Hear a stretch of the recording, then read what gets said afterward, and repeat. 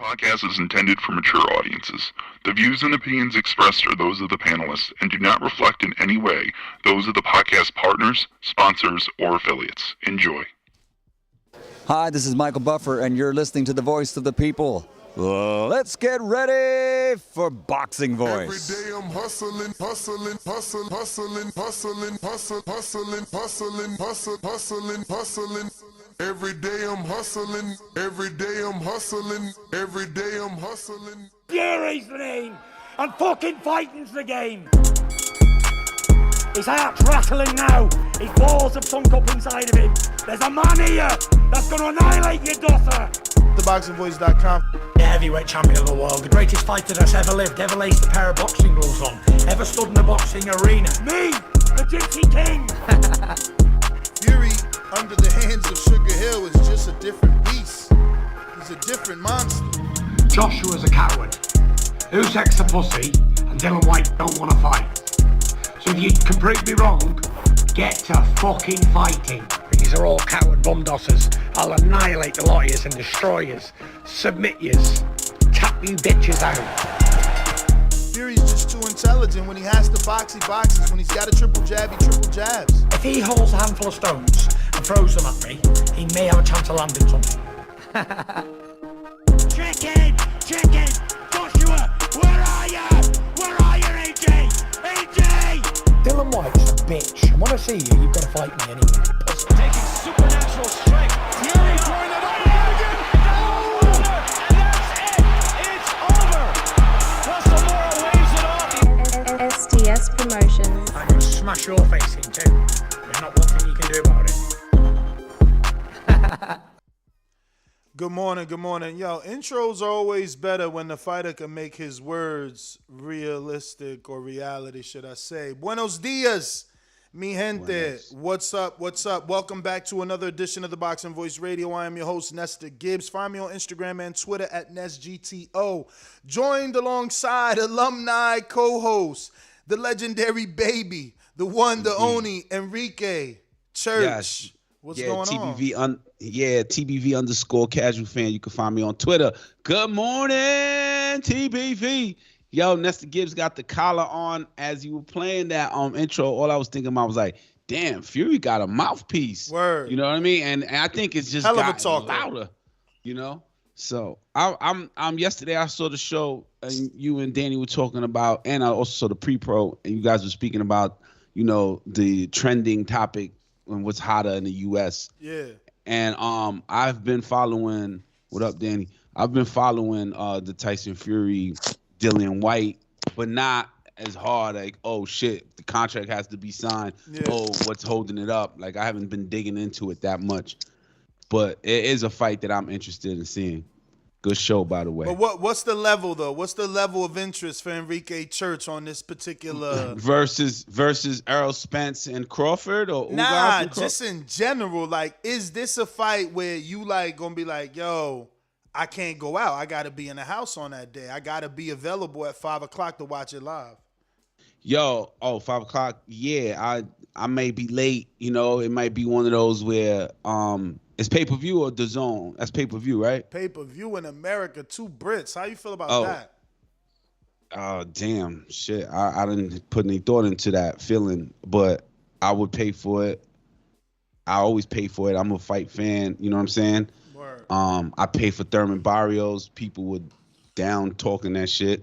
Like, damn, $80. And I was the one to be like, yo, here, boom, 80. So how I feel about it, man, I feel all right. It's not, I mean, I'm the wrong person to ask because I'm the fool that pays the fight that PBC know and DAZN knows and Showtime knows and Fox knows when it's pay-per-view. Enrique Church gonna pay for it. Yo, Nestor Gibbs gonna pay for it too. I promise you. And it bothers me though. You know, I mean, this one is worth my money because of the skill level, Danny. It's not just 2 named fighters, but it's 2 skilled fighters. Like Dillian Whyte has an underrated, and if not one of the most, declarated resumes in the heavyweight division. You know, people like to kick dirt on him, but he's fought a lot of fighters. It's just not been the guys we wanted. Like, we wanted the Brazil fight. We wanted the Luis Ortiz fight. He didn't give us those. But other than that, man, he's definitely taken on top 10 opposition consistently throughout his run.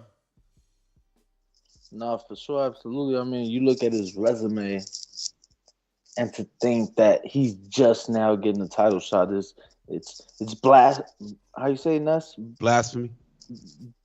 Yeah, blasphemy. Yeah, it's crazy, bro. Like his resume is to a point of someone who's you would have assumed 2-3 world title attempts, and the fact that this will be his first one is it's a little crazy, but I'm happy the fight got signed. It was like how do they say, like an 11th hour deal, right before the deadline they came to they got him to sign. So from my understanding though, the WBC still has to decide on something to do with the UK taxes or some shit. Yeah, I was gonna bring that up. UK withholdings. But I mean, that's something minor, I'm sure. That's not, that's got to do with finances and the bread. I mean, the fight is gonna happen, it looks like. But the fight's in the UK though. Absolutely. Right. So I don't understand the holdings. Holdings on who? No, it's probably some sort of tax. That they trying to probably get covered. Oh, see who covers it? Yeah. Let me play this audio real quick. Like Dillian probably like, yo, I want to keep my money. I'm not trying to pay that. Yeah. So something along those lines, Let me play this audio. Oh my God! Dillian Whyte signed his contract for $8 million. What a surprise! An absolute idiot. Should this even be a talking point? The man signed for the biggest payday he's ever going to get in his life. Oh my God, my head hurts from all the mind games that Dillian Whyte's been playing on me. Oh my God. I'm so sore. I don't know whether I'm coming or going. My training camp's a mess. I'm going to absolutely bust Dillian Whyte like a cheap fuck. Yo, Tyson is funny, bro. And you know what's crazy? He sounds American in those accents right there. Like, in those impressions, he sounded American. He had no English accent. Like, he's entertaining, man. I can't deny that he's entertaining, man. Ever since that first day with Wilder on the ship, and he did "If I Move You" like that around Wilder's face, I was like, damn, this dude's different. And he continues to show that, for real. Yo, so wait, that whole contract, he's trying to say that was a head game from Dillian Whyte? He's like trying holding off? Yeah, like he's trying to say that's what Dillian thought he was doing. He thought he was fucking with my head. Like, man, get your ass out of there. That's what he's, I love it. I love it. He's saucing him up. He's saucing that fight up. I mean, I'm pretty sure people going to come out to see Fury. We saw it with Kell Brook, right? That arena was packed to the gills and a real good fight, too. What, for Khan? Yeah, for Khan and it was Brook, about 20. I think it was a little bit more than 20,000 there, man. I can't believe that shit look bigger than that. That's what I said when we was doing a live fight. I'm like, how is this only 20,000? That shit was looking lit. That shit look like 60,000. So damn, 20. That's smaller than the Garden, or just about. I mean, ain't the Garden 21 or the same? Yeah, it's just about like 20. It used to be like 16, and then they added 5 more, so it's probably 21. You're right. So I got Jack Napier saying Whyte giving 20% for a title fight after 3 years is disgusting. There were rumors. I don't know if you guys seen it in the pre-pro. There were rumors that Whyte was being offered alternative offers from Eddie Hearn that suggested him not fighting Fury, AJ not fighting Usyk, and Fury instead taking the Usyk fight while AJ did whatever he needed to do to get back into things. Obviously, it didn't happen like that because Dillian signed, but let's assume there was truth to that rumor. Would you have taken the Fury fight and take your immediate title shot, or would you have taken the 4-belt Usyk shot if that's what Eddie was offering you? I mean, heavy lifting, right? No That's what they date call though. No date though. No venue, obviously, because even AJ Usyk hasn't been announced yet. Right. You saying Dillian Whyte should have taken if that was the part of the offer? Well, the rumors are that Eddie was offering him an alternative offer, and for a dude that's been crying for a title shot all his life. Right. He's been telling the world 1,000 days, 600 days. They robbing me. I'm suing him. I'm suing this one. This one's a coward. That one's a coward. Nobody wants to fight me. I recall. All of a sudden, if you got an alternative offer, that offer got to be big. Eddie got to give you something big for you to walk away from a title shot. Well, the Usyk has titles, right? Multiples, right? Aha. Yeah. So I don't think that's real. Maybe AJ was the interference of that. I mean, we don't know that it's not real because AJ hasn't announced this fight. And if I'm Matchroom, I promote AJ. I promote the next Usyk fight. If I could convince Usyk to fight Dillian Whyte while AJ takes a tune-up with his new trainer and give Usyk, let's say, enough money that the winner fights AJ, I'm keeping my belts in-house. Usyk's with me, at least for one fight. Dillian's with me. Loyalty has shown that. AJ is with me. We're partners, so I don't know. Yeah, I would say. I don't think that's what he was getting offered. I don't think that's what he was getting offered. Yeah, because it would have been obvious, right? Nah, I mean, I'm just saying, like, I'm talking about obvious that he would have taken that because he was crying for title shots while taking. for sure. Right. And I mean, but we don't know that he would have said yeah. It's not like Eddie. I mean, we just gotta hypothetically assume we don't know if Eddie got a confirmation from Usyk that yes, he would fight Dillian. So maybe to Dillian the offer wasn't complete. Maybe it's like, yo, did Usyk say yes? Or is he going to walk away because AJ's walking away? Because legally, Usyk would have his right to walk away from Eddie and Matchroom if AJ doesn't want to activate his rematch. But again, if Eddie's giving out alternative offers and Usyk accepts an alternative offer, we got an alternative plan.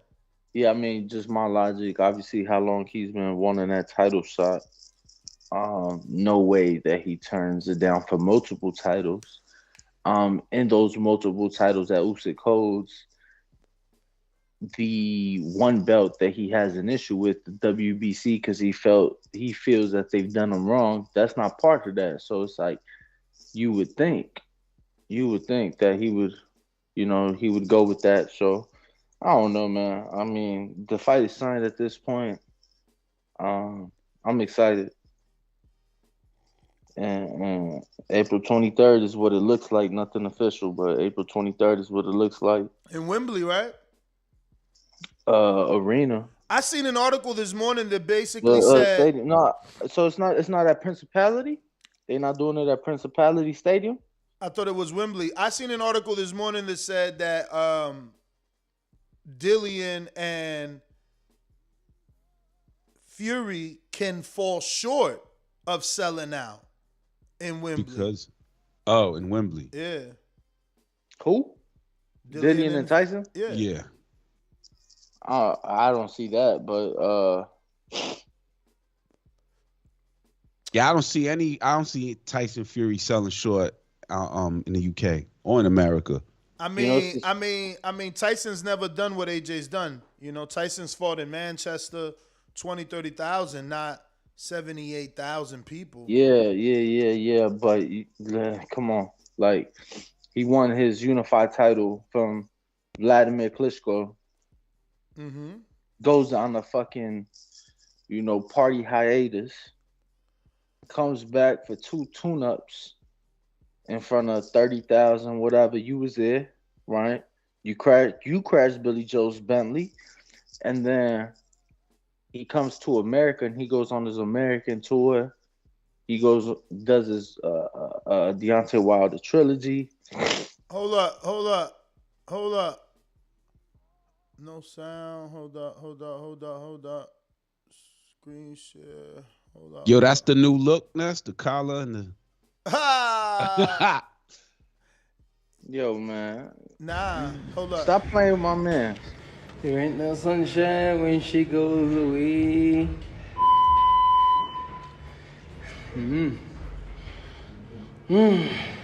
Work. Really? What was that? That's what Rob wanted us to check. He said check Dylan's IG story. So I guess he wants us to show the world that Dillian is in fact working.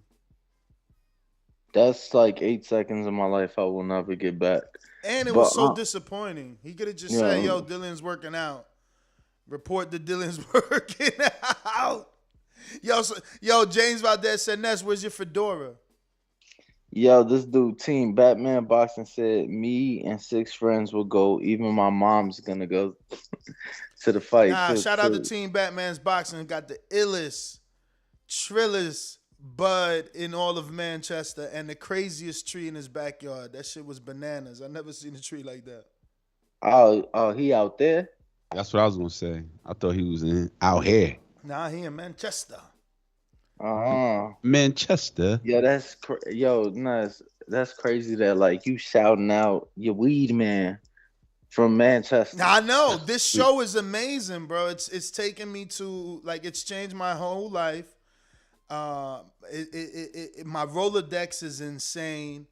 You know, I got relationships across the globe. One day I'm gonna meet Vito in Malaysia. This is the first time I've said it out loud. I don't know how bad Malaysia is, but that sounds about as far as any other listener I have. I don't remember anyone else. I mean, obviously we got people in Australia, so that's a bit far too.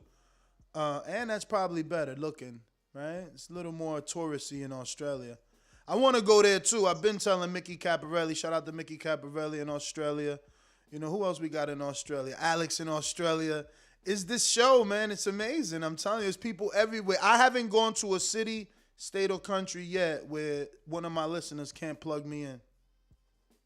And now it's getting easier, obviously, with everyone going legal. What's the laws out there in the UK? What's the weed laws? No clue. I just know he got that fire. Fuego! You know, no clue, man. Yo, that was a crazy time in the UK. I had to buy like a converter and shit just for my laptop to work, like a power converter. That shit was crazy. Yeah. They prongs is like fat as hell out there. This shit's weird. Yeah, round shit. Yeah, I've had those converters. Yeah, yo, he's right. I did meet you in Vegas twice. You had your girl with you. That's right. Shout out to you. Yo, who's that, Vito? No, that's Team Batman Boxing. He also came to America twice, and I seen him in Vegas. But I always remember the one in Manchester because it was doper. You know what I'm saying? It was like I didn't know him. You know, we touch. I connect. I think through IG, and he's like, "Yo, just come through." And I I came through to get that pack. Then I'm smoking in his house. His mom's just pull up. And she hears the show too, so it was just crazy. Then he had that weird ass tree in the back. It was dope, man. I love my life, my whole life. Yo, what was up with this tree? Because this, I don't know. He gonna have to send me a picture and I'll screen share it, bro. It was weird. What is the tree? Yo, send me a picture real quick, Team Batman. It's weird, bro. I've never seen a tree like that in America. For real. And I've been to a lot of places, man. I have. You know, you figured you would see it in Cali. Ain't seen it there. You know, I've been to the mountains in Colorado. I ain't seen it there. You know, I've been to the desert. I ain't seen. You know where I haven't been, though? Phoenix. Never been to Phoenix. You been Arizona? To Phoenix? Yeah, I never been to Phoenix. Yeah, it's crazy. I live down the street. I ain't never been to Phoenix. I've been to Tucson. Yeah. Yo, when I went to Phoenix and I was leaving, I went to the airport and this dude helped me and he was a Boxing Voice listener. That was wild as shit. No, bro, it's crazy, man. I mean, look at what James said yesterday, how Harold Hunt treated him. I'm telling you, I be at the airport sometimes. It's getting crazy. And shit. The U-Haul in East Orange, my man, I was picking up a U-Haul van and he was like, "Hey, yo, Cash, you always late." I'm like, "What?" Yo, that's crazy. Yo, you know what's weird about that, right? Like, I haven't had no experience like that, but yesterday I was watching a Corvette video, And the dude's like, yo, look at this guy. He's following me, right? Like the owner of the Corvette, his shit obviously is fire. So he's driving. He's like, look, this guy's following me. So he goes into this story like, yo, ever since I started doing this channel, I get a lot of people that follow me. But one time, some dude showed up at my house and was ringing the bell. And he was like, yo, the dude was shady as hell. I could tell that he was lying. He was asking me about the address, and it was the wrong address. I kept telling him, you know, so you know, you saying that, it brings that up because you don't know who knows you. You know what I'm saying? Right. You just on the show doing your thing, and somebody could just be like, hey, yo, Cash. You know what I'm saying? You don't know what that hey, yo, Cash means sometimes. You know what I'm saying? You get interpreted Nah, he was a differently. U-Haul worker, though. You know what No, I'm I saying? hear you. I'm just saying, like, But I know what you mean. Like, somebody gonna just pull up. yeah, because Yo. that happens to me a lot in, like, Vegas and in Cali. Like, Yeah. hey, yo, Net. It was like, what up? Nah, listen to the bot. Oh, all right. Yeah, You know? when I went to the Teofimo fight with Cambosos, it was like that too. You know, the whole row that I was in, just happened to Oh, be shit. He sent the picture. Let me see. that Gil. What's his name? Gil. What's his name, man? Gil Bronx. What's his name? Castle Hill Gil. Castle Hill Gil. Yeah, he was even right in front of me. It was a pretty boxing voice crowd up in there. Danny, you was up in there too, right? Yeah, Nah, I shit. was in there. Yo, wait till I get the Vegas officially, bro. It's a wrap. Everybody getting this shirt. You just got to pay your own shipping. I'm shipping everybody a shirt with the old logo with the number on it. What you talking about? What shirt? Free advertisement, man. Just giving out shirts now. A month, new design. Free What's that chicken shirt you wearing? This you've been trying to get me to talk Nah, about I'm my talking. button My shirt. man Danny got the chicken shirt Oh, on. I thought he been trying to get me to wear my little be talking about my little button shirt.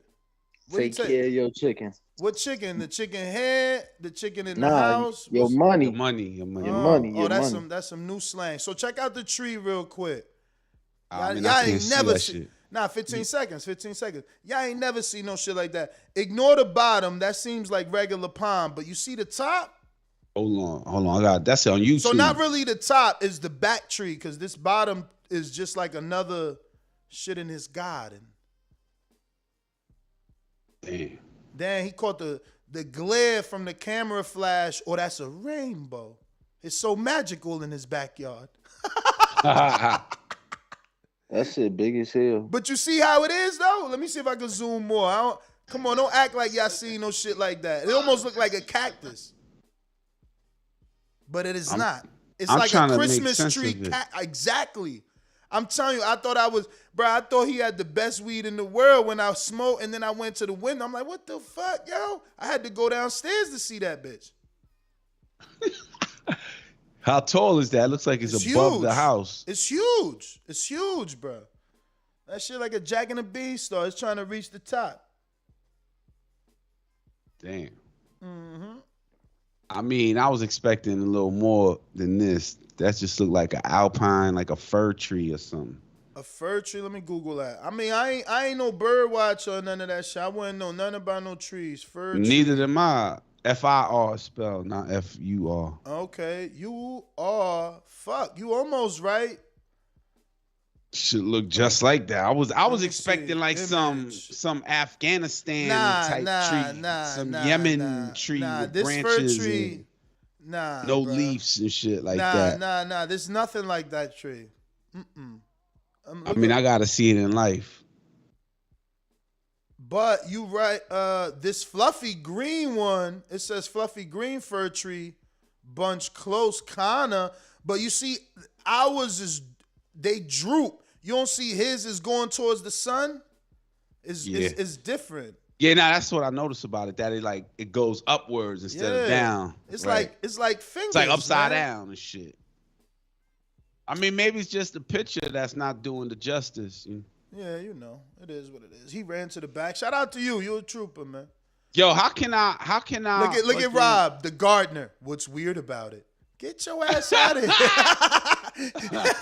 here. You see a million of those out there. I'm sorry, bro. I have not seen it. You know what I'm saying? And it's definitely not normal It's not the normal pines I got or palms that I got. You know what I'm saying? Stop Yo, hating. how do I share my screen? I want to show something, just a quick glimpse. How do you share your screen? I Yeah. think you can do it through Skype. No, that's what I'm talking about. How do I do it on So Skype? let me see right here. You go to right there, the bottom. It says share screen with a little box and an arrow. Yo, no, somebody said Google Afghanistan type of tree forest, please. Because of Enrique. Yo, I saw Afghanistan trees. I was like, damn, too bad nobody could go see that shit. I mean, I saw it in photos. I've been there. Yeah. Right. Well, it's like sunny, and you know when it's real sunny and the sky's clear, it usually means the season is right, and you should have green, right, foliage. There should be raw, no foliage, but the shape be. Rob, oh man, Rob, I wish one day you get off your bullshit. He need to be on the show. Look at this one-liner when we was talking about weed in the UK. He said, so you know, somebody asked, I think you said, what is it legal out there? I said, I don't know, you know. And he said, yeah, you can smoke here in the police station.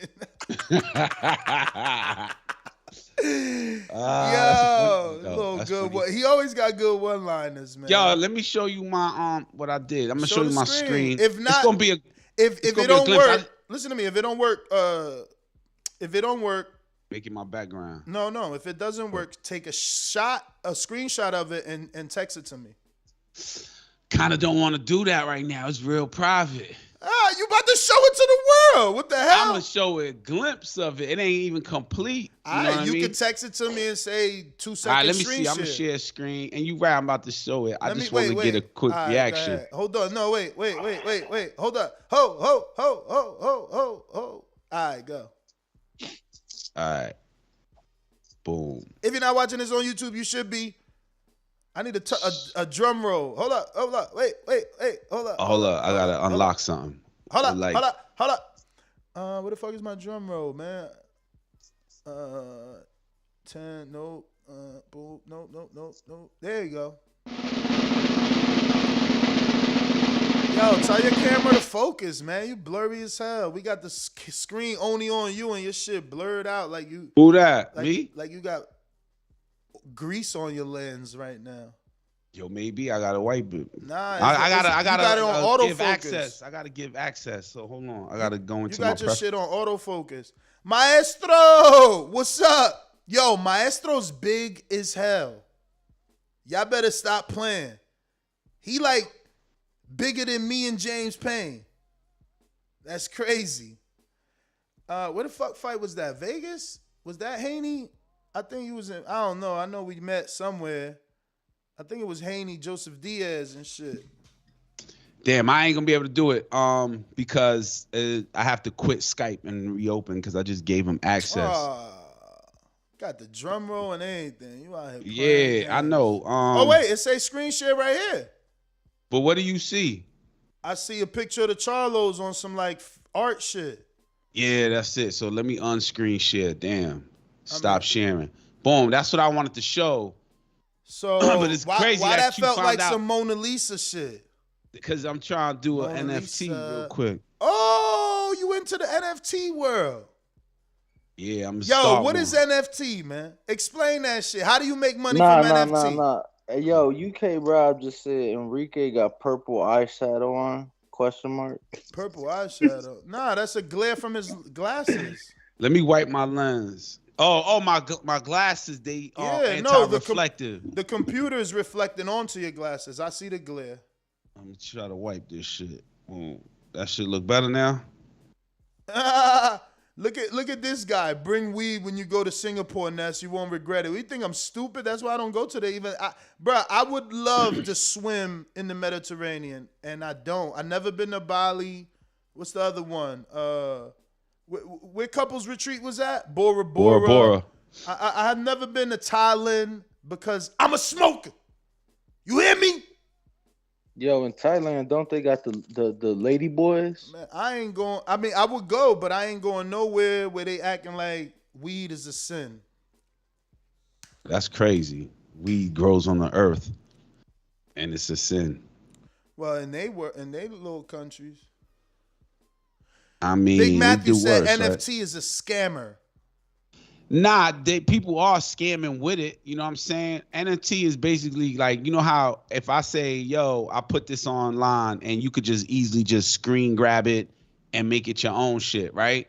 But now there's a QR code inside, like an invisible one, that what they call the blockchain, what makes it me the owner. So you can't do nothing with it. You know what I mean? I can. So the way people are scamming is they'll mint it, which is at a price to it. They'll buy it from themselves at like $5,000. And then now you see that it was sold because your wallet is invisible. Yo, I never said Singapore was in the Mediterranean. I said I would love to swim in the Mediterranean, but all those countries over there don't fuck with marijuana. And I named off like 4. Like, y'all some haters, man. These guys. Yo, crazy that you knew it was the Charlo brothers. Bro, I could see it was the Charlo brothers. I know they were pixelated though on purpose. Man, you kidding me? That shit is noticeable. Nah, I know, but to a fight fan like you know what I mean? I mean, in my very good photographic memory, I seen Charlo. I think he was wearing like a beige, gold, brown type, not brown, definitely not brown, more goldish, tan type of jacket. Nah, wrong, off. One of them wasn't? Nah, that was the hair. Nah, of course the hair is blonde. One has a pink jacket, one has like an aqua green jacket on. Oh. So I showed it to somebody, but through like a FaceTime, they was like, that's Cameron. I'm like, no, that's the Charlo. You don't recognize them? You know, so I was shocked because I'm the only one who's been watching this. So you just was like, that's Charlo. I'm like, damn, he got it. Why did such and I'm such a fight say? fan, man. I'm a fight Nah, fan. I know. These dudes can't even tell Charlos apart, man. I know. Shit, I I still can't. That's crazy. You tripping. Their names be bugging out too. Like, What? yo, Jamel is Jamel. the one fit the the middleweight. Yes, Big Matthew, that is me. I'm definitely. I don't even know if it's typical, but I am an American that can't point countries on the map. Absolutely. I wouldn't know what I'd do without Siri at this point. And I don't mean Siri, but I mean like, you know, Waves, Google, you know, GPS. and believe me, I was driving before that, but I'm glad I don't have to, you know, look for the directions myself any longer. I mean, your first time in Europe, you went out there and you got so confused by the opposite side of the road, you crashed into Billy Joe's Bentley. That's not what happened. I wasn't even driving. That was Dove. He backed up into Billy. I was just in the car. You know what I'm saying? So in all actuality, I never did it. But maybe my, like, I don't know, excitement could have, you know, had him rushing and driving out of character, maybe. I don't know. Driving out of character. Big Nick said Ness in a shirt. What happened? Man, I'm about to interview Al after this, man. What y'all talking about? Al coming in the helicopter? You like that, right? Yo, that was funny as hell. You know what was even crazier? That's his house. You know you got a big ass house. You got a helipad in your backyard next to the lake. Damn. Yo, no traffic. Crazy. You get to where you going quickie. Where is that though? Is that not disclosed? What, his house? Yeah. Man, I don't know, bro. You know, that shit look like he was in the boondocks. And by his house and helicopters and all that shit, the story is Canelo. Canelo posted his helicopter landed in his heliport in his backyard. Damn. On Instagram. See, the other day, y'all was talking about after the fight. You and Danny was talking about the Yeezys, right?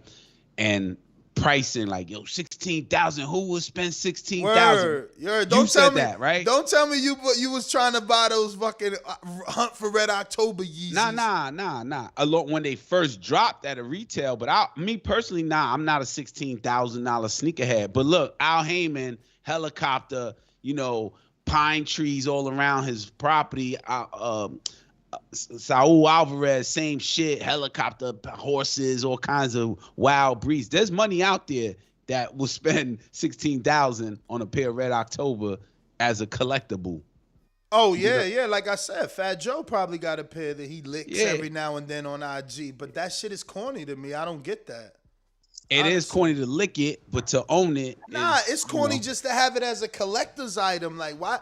Like, for I'm real. not a sneakerhead to protect that shit. I don't know why they do that. I'm not even like a jump one of them ones, like dunks and all them shits. Like, I'm trying to give my son a pair of freaking Christian Louboutin left over from me that I don't wear, and he's like, I don't like those. He want $250, $300 dunks. You know what I'm saying? Damn, so, dunks cost $300 now? Yeah, man. Shit is out there like that. You know, I'm just saying. But I'm not into that. Is that because like after they drop, they like the Yeezys that the what is it called? Like a third party seller jacks the price? Yeah, it's like StockX type shit. Oh yeah. So if he like waits in line or wins the raffle, he could just pay like $100, right? Right. Oh wow. Or 200. I don't know about the sneakers now. They like 200 and shit like that. I remember Jordans when they came out. That's crazy, bro. Originally, they was like $125. I don't even remember dunks ever being 200. That's insane that they 200 right now. Yeah, 225 depends, right? You know, the last dunks I even looked at was when that skateboarder made a pair with the Mexican colors. You remember that one last year or the year before last? That Jose Ramirez had a pair, and and they gave Canelo a pair. What? I don't follow the sneakers like that. Talking about Tony Hawk? Tony Hawk. Nah, the Mexican skateboarder. He got a pair of white, red. You don't remember the ones that Jose Ramirez and Canelo got? Them shits was fire. I remember Mario saying he wanted a pair. Oh, yeah, because he's Mexican. Yeah. Yeah, I could see that. But, y'all both Mexican in a way. Who? Both of y'all. Who? Nesta Gibbs and Enrique Casual. Okay. How? Yo, why you give him that dragged? Okay, let him explain. And that's what I'm trying to wait for, the explanation. Okay, with a question mark. Nah, no explanation needed. Oh, wow. Oh, so it's like the Africa. Paul Latinos. Paul Rodriguez. Somebody commented. I think that's that's his name. Anthony Johnson with the super chat saying, "Good morning, TBV. Good morning to you, Chip." Yo, who want to talk about this topic? It was the biggest topic. It was the biggest fight that got signed. It's not necessarily announced, like Danny said. Tentative date for April 23rd. So. Who else fighting in April? Isn't that Ugas? Oh, man, everybody fighting in April. Amanda Serrano, Katie Taylor. That's the first Shakur woman Stevenson, fight. I'm interested. Valdez. So many Big people ones. fighting on April 30th. Who else fighting in April, period? Like April 16th is Earl, Ugas, Stanonius, and Batiev just got signed. We knew it was a rumored fight. And then who did we have come on the show and suggested it wasn't going to happen? Marshall Kaufman suggested that maybe Michael Fox would get the fight with Stanonius. That did not happen. Butayev got it, so the WBA regular is on the line. So it's going to be multiple welterweights on that card, right? So now it's Ugas and Earl, Stanonius and Butayev. And who was the third fight that we had just found? Oh, Rayo versus Francisco Vargas. And I think that's it, right? So far, that's all that's been announced? No, Pitbull Cruz and Gamboa. Oh shit! Right, I forgot about that. 4 fights. This card got good. When's the last time Wilder Fury? That's the last time a pay-per-view undercard's been this good. That's a good undercard. Whose card is that? Is that the Ugas? Earl Spence Ugas. Spence Ugas. That's April 16th. Who's on that? Who else is on it? Who's co-main? Stanonius, the dude that beat Jamal James. Remember that? Nah, so Pitbull and Gamboa is co-main. Oh, that's big. Co-main. I'm sorry. And then Stanonius, the one who beat Jamal James, he took that step aside to allow Ugas because he was supposed to fight Ugas next. If I understand, because they basically was doing a tournament to eliminate all the bullshit belts the WBA got. So they basically like, we'll let Ugas fight Smash, and then you two fight on the card. And then to open up the card is Rayo Valenzuela against Francisco Vargas. That's a big deal. And then so that's April 16th. April 9th, you got Erickson Lubin. He'll be fighting the 7-footer. That's a good card, man. I just want to double down. That's a good card, man. That is a nice undercard now. Mad Bet 100, Rashidi Ellis versus everybody, anybody, TBV forever. So yeah, April 9th, you got Erickson Lubin against Fundora in Los Angeles. Oh yeah. Terrell Gausha and who, Ness? Terrell Gausha is supposed to be Tim Tszyu, but then that fight with yeah, that ain't happening. Castaño fell off, so Yeah. this might just get pushed back. Terrell Gausha, Tim Tszyu still supposed to fight, maybe. And then who else you got? Which is a good fight, by the way. You know, people better not sleep on that. Like, that's a good test for Tim. He's been looking like a puncher, so we'll know right there if he could stop Gausha. Gausha got a knockout, surprisingly, over Jamonte Clark, common opponent with a lot of 54-pounders, and he stopped him out of all people when people were thinking he had no power. So it got interesting with Gausha, man. Yeah, so and that's supposed to be on the Erickson Lubin card, correct? Yeah. Yeah, Which he's taking on Sebastian Fundora, the Burning Inferno, right? Is it, or the Towering Inferno? The Towering Inferno. The dude like 6'6", fighting at 154 pounds. Let me get to these super chats real quick. Fred Robinson says, we don't know that fight is actually happening in UK. That is true. We don't know, but we're assuming that it will be happening in the UK where they can probably generate the most interest and money. Big Matthew says, Wilder has a better chin than White. Laughing out loud, laughing out loud. KO for sure. What do you guys think about that? That's the first thing I thought of. I think he will KO White. He's a bigger man with skills and power. He proved it, right, against the most ferocious heavyweight, Deontay Wilder. Also, Tony Harrison, Sergio Garcia, the guy that lost to Sebastian Fundora. That's the fight. That's also on the undercard of Lubin. That's the fight. Terrell Gausha's fight wasn't supposed to be. It was a Tony Harrison fight.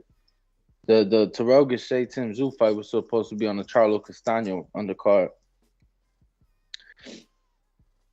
Yeah, it was Tony Harrison supposed to be on Tony Harrison supposed to be on a Erickson Lubin card in Los Angeles.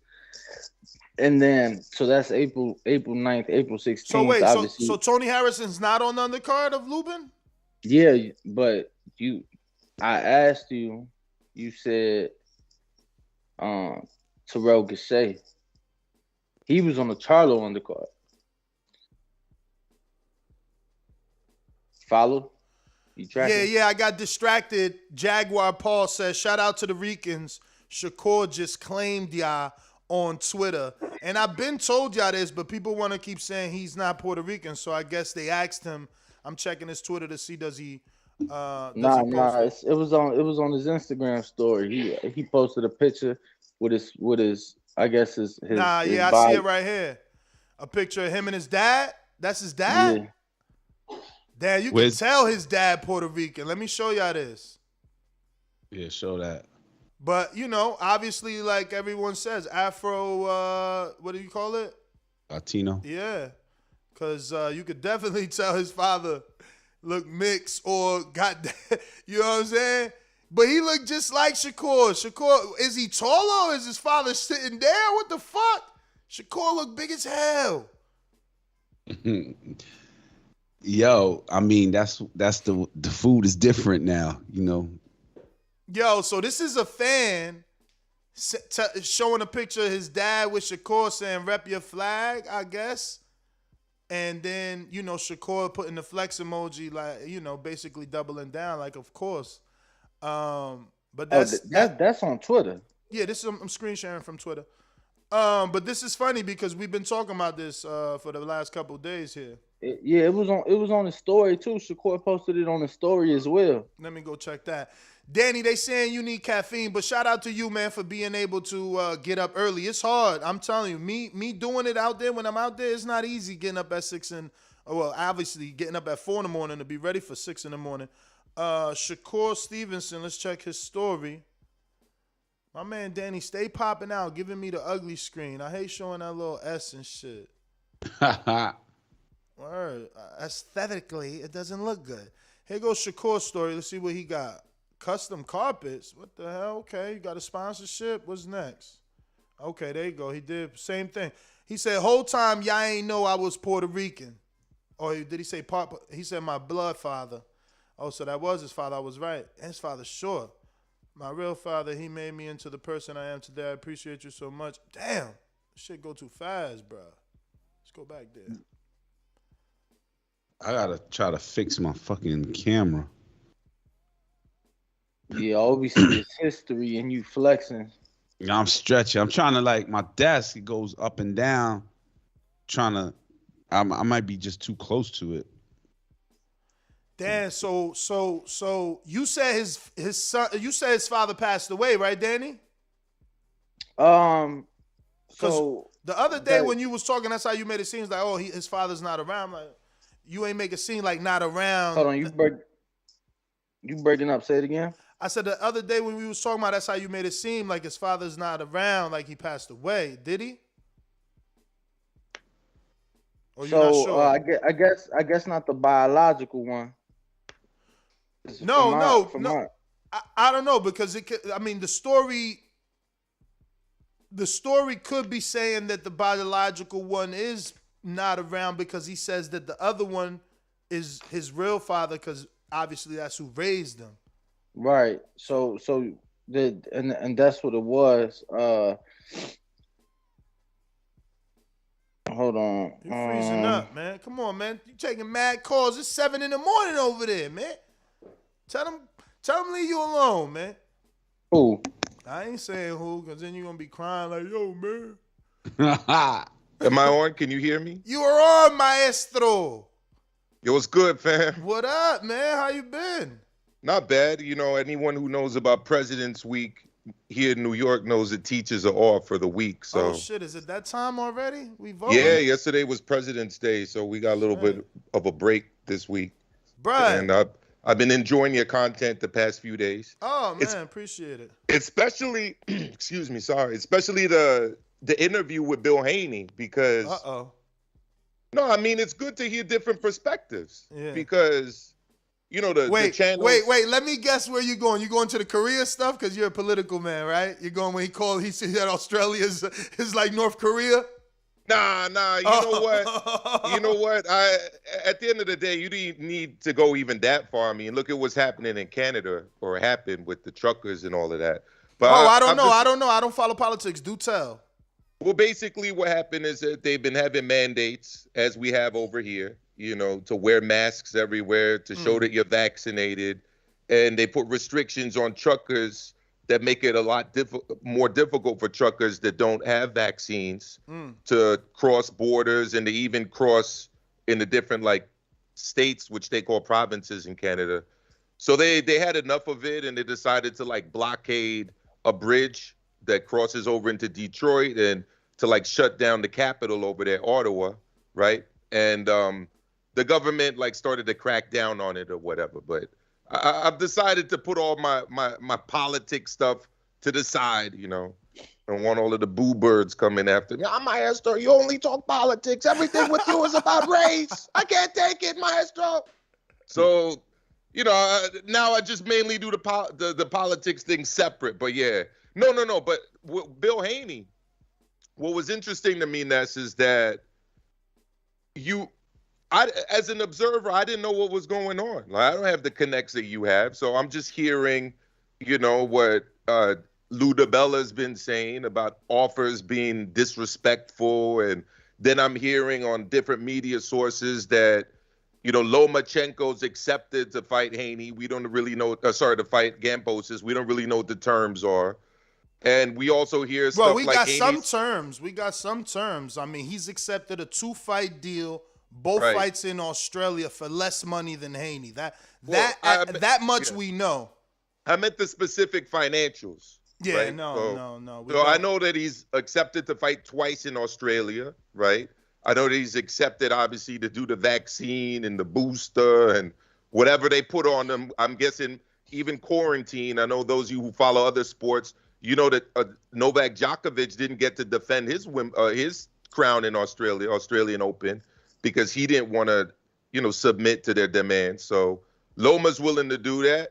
Apparently, Haney's said that he's willing to do that, because there are reports out there saying that Haney doesn't want to get vaxxed. Haney doesn't want to go to Australia. Bill and Devin made it clear that they're willing to do everything that Loma's willing to do. Well, that's and I understood that through your reporting, right? So that's why I'm bigging you up for that, because to me, they set the record straight. Haney's apparently willing to take what Loma's willing to take, which is what I've been saying. Unfortunate. It's unfortunate, though. I know that people don't like Haney for whatever weird reason. I don't get it. But explain to me how we're okay to live in a world where a champion who's going into undisputed for all the belts is strong-armed into receiving the exact same offer of a challenger. Of a mandatory challenger. We just saw White have to accept 80-20 split as a mandatory, right? Yeah. And now Haney's going to have to essentially submit to being essentially a mandatory with a belt kind of challenger status, even though he has a belt. Which is unfair. Because not only does the undisputed trump the mandatory situation with Lomachenko, but the man has a belt. Like, they're disrespecting him. But, listen, it's always got to be like this. Dillian got to do it to get his shot with White, and Floyd had to do it to get his shot with Oscar. One more thing, too, that I haven't really liked about the narrative is that, Lomachenko's putting in the work. Lomachenko beat Nakatani. Lomachenko beat Comey. Okay, great. I was at the Comey fight. So those were basically he beat Tio leftovers. Come on, stop it. Whoa, but the thing we is, can't call fighters leftovers, because we gotta eliminate that way of thinking. I don't like that term. Those are still good fights. Nakatani was still good. There was very good fights. I was at that fight. Mike said you look like a Latin Rick Ross, Danny. Shout out to Mike on Sports. I was at the Comey fight with my brother Kenny T. Right. I was at the Haney fight with you. Obviously, my wife was there. You met my wife too, and I was also at the Gambosis fight here at the small room at the Garden with Lopez. None of these dudes are huge stars yet, right? Lomachenko was in the lower bowl. Haney was in the lower bowl. Lopez was in the small room. None of these dudes But out of those three names, Haney had more people in the arena. Yes, I was. You see, you're making the point I was just about to make. I don't want to hear that Haney's like some small fish and these guys are like big sharks, big whales. Wait, I'm gonna interrupt. I'll interrupt. So you said the lower bowl Lomachenko fought, is that the big room? Nah, that's the big room, but they cordoned off the top section. Curtains. With curtains. They did the same. I went to the fight. I forgot Lomachenko. He fought Linares, right? Yeah. Linares, that was the full room. They curtained that? I don't remember. The full room was in effect for Linares when he took on Loma, right? Mm-hmm. But it was the lower bowl only when he took on Comey. And by the way, Comey is essentially a Bronxite. He lived here in the Bronx where I live. They didn't really publicize that. They didn't really promote that here in the South Bronx where I live. A lot of Ghanaians in my neighborhood, a lot of Ghanaians in the stadium section, in the concourse section of the Bronx. You go to Joseph Yancey track right across from Yankee Stadium, you see them all the time. playing football. Even Comey used to run there, and Joshua Clottey and other people. I don't really think they promoted it as much as they could have, especially in that community. I've spoken to They never Ghanaian. promote as much as they could. It doesn't matter who it is. They don't know how to promote, man. It's like, bro, how do you not go to these promoting restaurants? How do you not go to these Ghanaian barbershops? How do you not, like I'm talking to every Ghanaian I see, whether it's an Uber driver or anybody else, they never even knew the fight was taking place, right? So anyways, the point I was making is that none of these dudes are bigger stars than Devin Haney, in my eyes. They're just not. And I'm just looking at the quantitative data. I believe that. I believe Haney. Haney's more like presentable. He got more appeal, man. I'm just looking at asses in seats. Simple. I'm just looking at asses in seats. At 135, the only two guys that you could argue sell more or bigger stars than Devin Haney are Tank and Ryan Garcia. What? That's it. That's it. Tank and Haney for me. That's the only reason I'm saying Ryan is because he did do a good job at that. What is it, the Honda Center? But wasn't it only 7,000 tickets? I don't know the facts. That's why I'm relying on you. What's his name? Who he fought? Romero or who he fought that time? Because I thought it was 7,000. Fonseca. Oh, you got the stats? You know what he sold? No, I don't know what he sold, but I'm telling you who he fought. Remember, I said could argue. I never said I'm arguing it. I said no. I hear you. I hear you because I just feel like I've been saying it. Listen, ever since I went to Haney's fights, the last two and Tank's last three, man, those two dudes need to fight, and we are gonna see an explosion of fan bases, man, and it's gonna be a super high quality of Patreon, man. I'm telling you, it was like Skittles seeing all the different Lamborghinis and fancy cars in Atlanta when Tank fought. Same shit in Vegas when Haney fought. It's crazy. It's like a fashion show. The movie stars are there. Basketball players are there. I mean, luckily I had my man from ES News, Tyler. Shout out to Tyler. He's younger than me, so he helped me out with all these motherfuckers I didn't know. All I could see, Enrique, is the fucking diamonds. And I'm like, yo, he got to be somebody with that type of change. Like, yeah, that's so-and-so. And, these weird rapper names I don't know, but those two dudes need to fight. I don't know why Leonard and Floyd, they could just do a 2-fight deal. I don't know what they waiting for, but when they do fight, we're going to see real numbers, man. Those two have nice and being able to go to Haney Joseph Diaz in Vegas and then going directly the next day to see fucking Tank Pitbull Cruz, you really know that those two dudes need to mix it up, man. 100%. And the other thing you can attest to, people from the UK went out to see Haney. We saw Dean White over there, right? We saw Craig Richards over there. We saw Joe Joyce over there. I mean, if this dude was not elite, was not in a position that as a champion, these guys wouldn't have gone out there to watch him fight. So unfortunately, it's crazy to hear you come over to this side. I feel like, bro, I've always been on this side. You always been on this side, bro. In the HCP community, fam, they've been. I was being called a clown and all kind of Haney fanboy stuff for saying that I feel that Haney's been avoided. Haney has been avoided. He's been avoided. And the other and shout out to HCP, by the way. Those are my brothers. That's my family. But I do agree and disagree at times with people in that community, right? And here's the thing. All of the people saying that, this is the point I was going to make before, all of the people saying that Loma's done the work. Oh, Loma faced Nakatani. Or Loma faced Comey. Okay, well, Haney did the work. Haney faced Linares. That's credible. Mm-hmm. Haney faced JoJo Diaz. Super credible. We saw that fight live. That's a credible fight. I'm still giving them credit for Gamboa, man. Gamboa still, I still wanted Gamboa to be Colbert's replacement. I don't think Gamboa is done. I mean, my community made it clear, though. They helped me understand what Gamboa is, which is just another win on someone's resume. He's not, when they asked me, like, yo, when's the last time he he really put up he's a past fight. His prime. He's past his prime. But and he's also, still- but he's that's also what not the- a lightweight. He's but- also not a lightweight. But that's what this sport is built on. Like, I still remember Canelo fighting, Shane Mosley past his prime. Like, that's how it is, because when we look back on BoxRec, we need to see names that we know. I'm not discrediting that argument. All I'm saying, though, is that it's food for the Haney haters. And Linares and JoJo, you cannot hate on those wins. You know, with Gamboa, I'm not saying it wasn't a legit win. It was a legit win. It was a win that was appropriate to his stage of development at the time as well, right?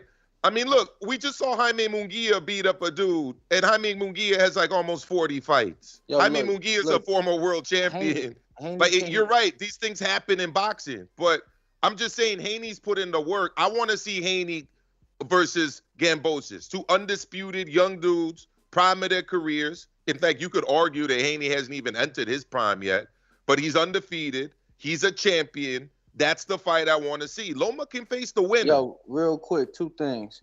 I do want to apologize. I keep running to the bathroom. I'm a little sick right now. Uh-oh, you got that vid? So sorry about that. You got the COVID? Nah, yo, I think the dinner last night just kind of messed with my stomach. But, you got to go plant-based, dog. Before I go back to the bathroom, I wanted to say I wanted to say two things. UK Rob talking about Haney overpaid. Ain't no such thing as a man being overpaid. Who are you to determine a man's value, right? First thing. Second thing, when Haney fought Gamboa, he was coming off of a year layoff, hold on. Let's slow down though. How is Haney overpaid when Loma was getting $3 million when he was fighting Tio? How was he so why is Haney overpaid? He's not overpaid. The fact is, Dazn entered the market to be a disruptor. Anyone who enters the market to be a disruptor does two things. One, overpay. They quote unquote overpay, and two, they undercut the competitors in terms of the price point that they offer their product to. Uber did it to taxi drivers, right? As we all know. And look at how Lyft is doing it to Uber. Lyft is doing it. Lyft is doing it to Uber. Yeah, if you ever compare the two, Lyft is always cheaper. Right, and look at how Dazn entered the market in the UK. I mean, they were offering their service at £1.99 a month when they started. Yep. Yo, but don't you get paid based off what you bring to the table? Right? No, yes. you also but in here's boxing. the thing. No, but here's typically that is true, but also what happens is, right, you invest, right? When an Olympian comes out of the Olympics and signs back in the day a 7-figure signing bonus for having done nothing yet as a professional, that's an investment in that fighter. That's clear. So is that what happened to Haney? Yes, absolutely. They seen the potential. Not only that, they knew that he was going to secure the WBC belt. So belt. overpaying him means that they didn't get no return. But you're saying that Haney shows up in the building and like stars come out. Yeah. So then how's he overpaid? Well, he's not. And the other thing is you're paying at a certain price point, knowing that down the line you're going to get a huge fight with him where you're going to get your returns. Right. Look, and there's actually like 3 fights, right? The Ryan. Right. It's like, let's say you're opening up a restaurant. And by the way, restaurants, that's a business that most people flop, right? But you haven't even sold a dish yet. But what have you done? You've leased the location, right? You hire people to work in the restaurant. You haven't even served anything yet, but why are you making that investment? Because you know later on down the line, listen to me speaking like a capitalist now, you're going to get your returns. That's business. Mm-hmm. That's how business runs, right? Absolutely. It's like me right now. I'm setting up my new apartment with a studio. By the way, Ness, I want to connect with you to get some advice on little things I could do with that. I'm not earning much money on my YouTube just yet, but I'm making an investment in myself. Absolutely. Hoping that my channel will blow up, hoping that people will start following me, hoping that I reap the returns later on. Mm-hmm. That is what people have done with Devin Haney. And this is nothing new in boxing. So when I hear people say, oh, Haney's overpaid, they're paying Haney too much, I mean, do you not understand basic business? Like, I never don't act heard. like I this. never heard nobody say But that. how is Don't Haney? act like this is nothing new. How is Haney being overpaid too much when Keller Plant is Keller Plant doing the numbers that Haney is doing? Is Keller Plant selling the tickets that Haney is doing? Is Keller Plant even fighting the competition that Haney is fighting? Bro, David Morrell is putting more asses in seats than Caleb Plant, minus Canelo. David Morrell. I'm I'm not questioning you. Bro, look at the Armory, man. Every time I see him fight over there, that venue's full. How right? many seats does that hold? Because I mean, that's all. What is that? Minneapolis? Yeah, it's in Minneapolis. That's a shout out to Jamal James, man. And it ain't over, baby. I seen him on his IG. Y'all seen him on his. Yo, I follow these guys, so you ain't gotta follow him. But I'm happy. Let me see if that shit is still there, bro. Jamal James is crazy. Why he on IG with a ski mask? So by the way, 8,400. That's a good sized venue for a guy in his stage of his career. Minneapolis Armory. Did he sell it out though? Did he sell it out though? I mean, every time I see that on TV, it's pretty much full. Pretty much. Sold out and sold out is two different things. But all right, so let's say 5,000, whatever. That's a good number. No, because I know a lot of you guys are on that David Morrell. You know, everybody's David Morrell. No, I've been on David Morrell. Let me tell y'all this, but let me tell you some information. He's not fighting none of the guys you want him to fight. No time soon, and I'm gonna keep repeating why. He is signed to Louis DeCubas. David Benavidez is with Louis DeCubas. And Keller Plant is with Louis DeCubas. They never, maybe Plant, maybe one day upon a star, Plant will allow him to fight Morrell because he's looking backwards. But remember that these other dudes, they waiting on them Canelo shots. Ain't nobody giving up. I'm good with John Ryder. I'm good with John Ryder. And also, why not? That's the mandatory for Morrell? now. He just fought for the mandatory spot against. I guess he gonna have to go over there, huh? Why not? I mean, look, I was supposed to be at the Eduardo Garcia gym this week. By the way, that's in Santa Clara, Cuba.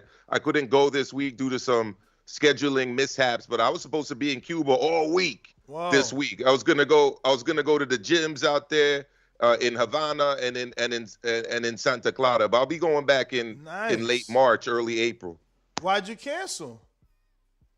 I had to be here for some work stuff later this week, unfortunately. So it wasn't the COVID restrictions? Nah, not COVID. You do, though, I found out, to get to Cuba right now, need a PCR test, which I'm hoping they remove, because I read reports that their tourist industry is struggling right now, their tourism industry. And, I mean, none of their competitors are really requiring a PCR, so they need to just go with the rapid test or just proof of vaccination at this point, I think. Mr. Steal Your Chin. I'll be going back there. Mr. Steal Your Chin, a.k.a. Tank's Defender. When I say Haney does numbers, we're talking about asses and seats. That was the conversation. That was the context of the conversation that Maestro started. We're not talking about viewership numbers for you to try and sway the narrative that Dazn, when did they start showing numbers? I mean, let's be real. Tank never did $1 million on Showtime for free. So no, you know, and let's be real. Most he's ever done is like the numbers 600. In the Isaac Cruz fight were obviously not tremendous. Otherwise, they would have been released. Waivers would have been releasing it and singing to the heavens about that. And he's never done $1 million. The narrative was like, oh yeah, because Tank fights don't last long. Like, all right, Wilder's didn't last long, and he was doing $1 million consistently. So kill that narrative. But let me show y'all this Jamal James shit right here, bro. I got to show y'all this. How we do this? Okay. He out here. And I'm coming for all of that. I'm snatching. I'm taking. Oh, wow. I got to turn that off. He got the motherfucking MOP in the background. He really feeling himself. He got take chains off. Hey, Enrique, you remember that MOP song? Let me let you. Yeah. Take that song. My ring name is food at. Yo, he got the mask on to he coming for everybody in the welterweight division. My man hungry again. I love to see this, man. Why didn't he go after the rematch? I mean, he got That's no rematch. That's who I would be going after. I don't think he got a rematch. Think about it. When's the last Al Heyman fighter you seen with a rematch clause? Bro, I like guys avenging losses. That's one of the main reasons I was a Lennox Lewis fan growing up. Dude always avenges losses. No, I know, Maestro, but my question to you is, my statement was I don't believe he has a rematch clause. Then my question was, when's the last Al Heyman fighter you seen with one? I don't know, but you know what? Wilder. That's it. Shout out to Jermel Charlo. He wanted the rematch. Wilder, and that was a co-promotion. So that was illegal. I had to put that in there. If I'm Al, I had to put that in there to make sure that we don't lose that belt. But like Thurman Porter, no rematch. Danny Keith, no rematch. Danny Porter, no rematch. Like Earl Porter, no rematch. Like Earl Danny, no like none of them dudes get rematches, bro. I agree, but Maestro loves rematches. Me gusta la revancha. That's what I like. I like it when guys. I know. I just want you to get back in there and try to avenge those losses. But you got to word it differently because you don't know if he wanted it. And, no. And Batayev just said, "Hell no, I'm getting an opportunity to fight." I'm not saying he doesn't want it or not want it. I'm saying that that's the fight I think he should go after. Are y'all saying Jamal James? Yeah, with the ski mask. Nah, but you saying he should get the rematch with Butayev? Yeah.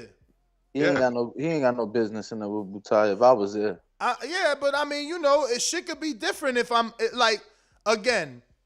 Now I know what to expect. My man was dirty. Let's be real. He was dirty. He fought dirty. Now I know what to expect, and I'm gonna train for this dude. But again, I don't think that he had that opportunity. James ain't that name, and Butayev was like, man, I'm out. I'm fighting Stallone. Since early on. Think about it too. The WBA is doing the tournament to eliminate all the bullshit belts they added. Man. They lying though. They're not gonna eliminate shit. When they gonna order Tank to fight Kambosos then? Well, that was the whole reason for Tank fighting Rolly. Yeah, I know. Well, but when they gonna order Tank to fight Kambosos then? Yeah, I mean, well, he says he needs to move up, so whatever. But even going back to like Amir Khan, it's like from the beginning, I'm like, yo, get that Bradis Prescott rematch. What? He walked away. You got to rebuild sometimes, Maestro. You can't. Listen, look at what fucking Wilder did. For going into those rematches, he out the game now. I'm mad as hell. In other words, AJ shouldn't seek the rematch with Usyk. Yeah. Listen, if you go back to my shows, when he lost to Andy, take a rematch. I mean, don't take a rematch. I told both of them dudes don't take. Now look at both of them. One retired, making R&B tracks. The other one, we don't even know where he at in it mentally from the headspace. So let me ask Senor Feliciano something. Where exactly is the cap for Haney? Nothing we've said since we were talking about Haney has not been true. Bro, they don't like the truth, man. They don't. I don't like understand. It. Like everything I said about the Haney situation was all facts. Y'all don't just peep my guy Enrique. He was just standing there looking out the window, caressing his beard. Yeah, he was in thought. He about to come right now with the. Yeah, that's that creative. He about to come with that. Yeah, he about to come with that Def Poetry Jam slam right now. Nah. I was contemplating my day. I got things to do, so I was just thinking about like, damn, how do I start and not interfere? But you could see you're just an insightful, pensive person, bro. Just off the way you were looking out the window over there. And I was like, damn, should I do 100 push-ups and take a shower and get my day started like that? Those are my thoughts. You on 100 push-up regimen right now? Yeah. You out here looking like Maestro and shit. Y'all big as hell. All right, fam, I need to re-up on the cafecito, but I'll be right back. All right. Yo, the way Enrique was standing right there was like he was creating an artistic poem. Yeah, I thought he was about to come roses with some are shit. red. Violets are blue. I am thinking about also finishing the rest. I'm also thinking about finishing that NFT, man, and get it minted. What I'm gonna do next. I was planning on like getting it printed on metal, right? And you put it on the background underneath your dog photo. Well, you could if it's fire, we gonna hang it in the new studio. Shit! Is that who I think it is? Who? I Gross the boss in there? Yeah, Sersky. I don't see him though. Is it me? Do I gotta do something? Cause I don't see him. Oh, he not there yet. He not there yet. He popped up for a second. get some shirts printed of that joint Yo, too. my stomach is tore up, man. Damn, take some Pepto-Bismol or Yeah, something. bro. I I just mean, took- let me get to these callers then, so we can let you get to your bathroom and end this Nah, show. I'm good. I'm good now. Let me see here. What we got? We got Big Fish Davidian. What's up? What's up? What's up? Yo, you watching the Yeezy documentary? Yeah, that's when I texted in the pre-pro, man. Y'all influential because I watched it immediately hearing you guys say it. You know what I'm saying? I was like, yo, let me watch this yo, shit. That shit ain't fun. Yo, that shit, I promise you, I know I'm on some big-headed shit, but so what? So was he, and he ain't know where he came until look at where he at now. But yo, that shit was fire, bro. Like that, having that footage like that. Shout out to That's Cootie, crazy, man. right? Shout out to Cootie, man. Yeah, he put that shit together. I hope he got, yo, Enrique, can you find out how much he got for that shit? Because, like, yo, he took his whole life, man. He stopped his life to record Kanye, man. Well, Cootie that shit had to have paid off, man. I hope it did pay off. Tense music, too. What'd you say, who got the TV on? Come on, Mike. You jumping in with the TV? Oh. Trying to get his flag. My bad. Good morning, everybody. What's going on? Look at him in the new studio over there. You all echoey. I'm not there yet. We gotta go down and have a conversation with the builder today, and hopefully we'll have that bitch built by July. Yeah, by July. Nice. Congratulations, man. Thank you, Enrique. What's up, baby? Yo, what up, Mike? I was like, when it was like, Mike, I didn't hear your voice. When I heard you, it was immediate recognizable voice, bro. Congrats. No. Living. Ronin Sevens, we do not mean Kid Cudi. We mean Cootie. Cootie. It was Cootie.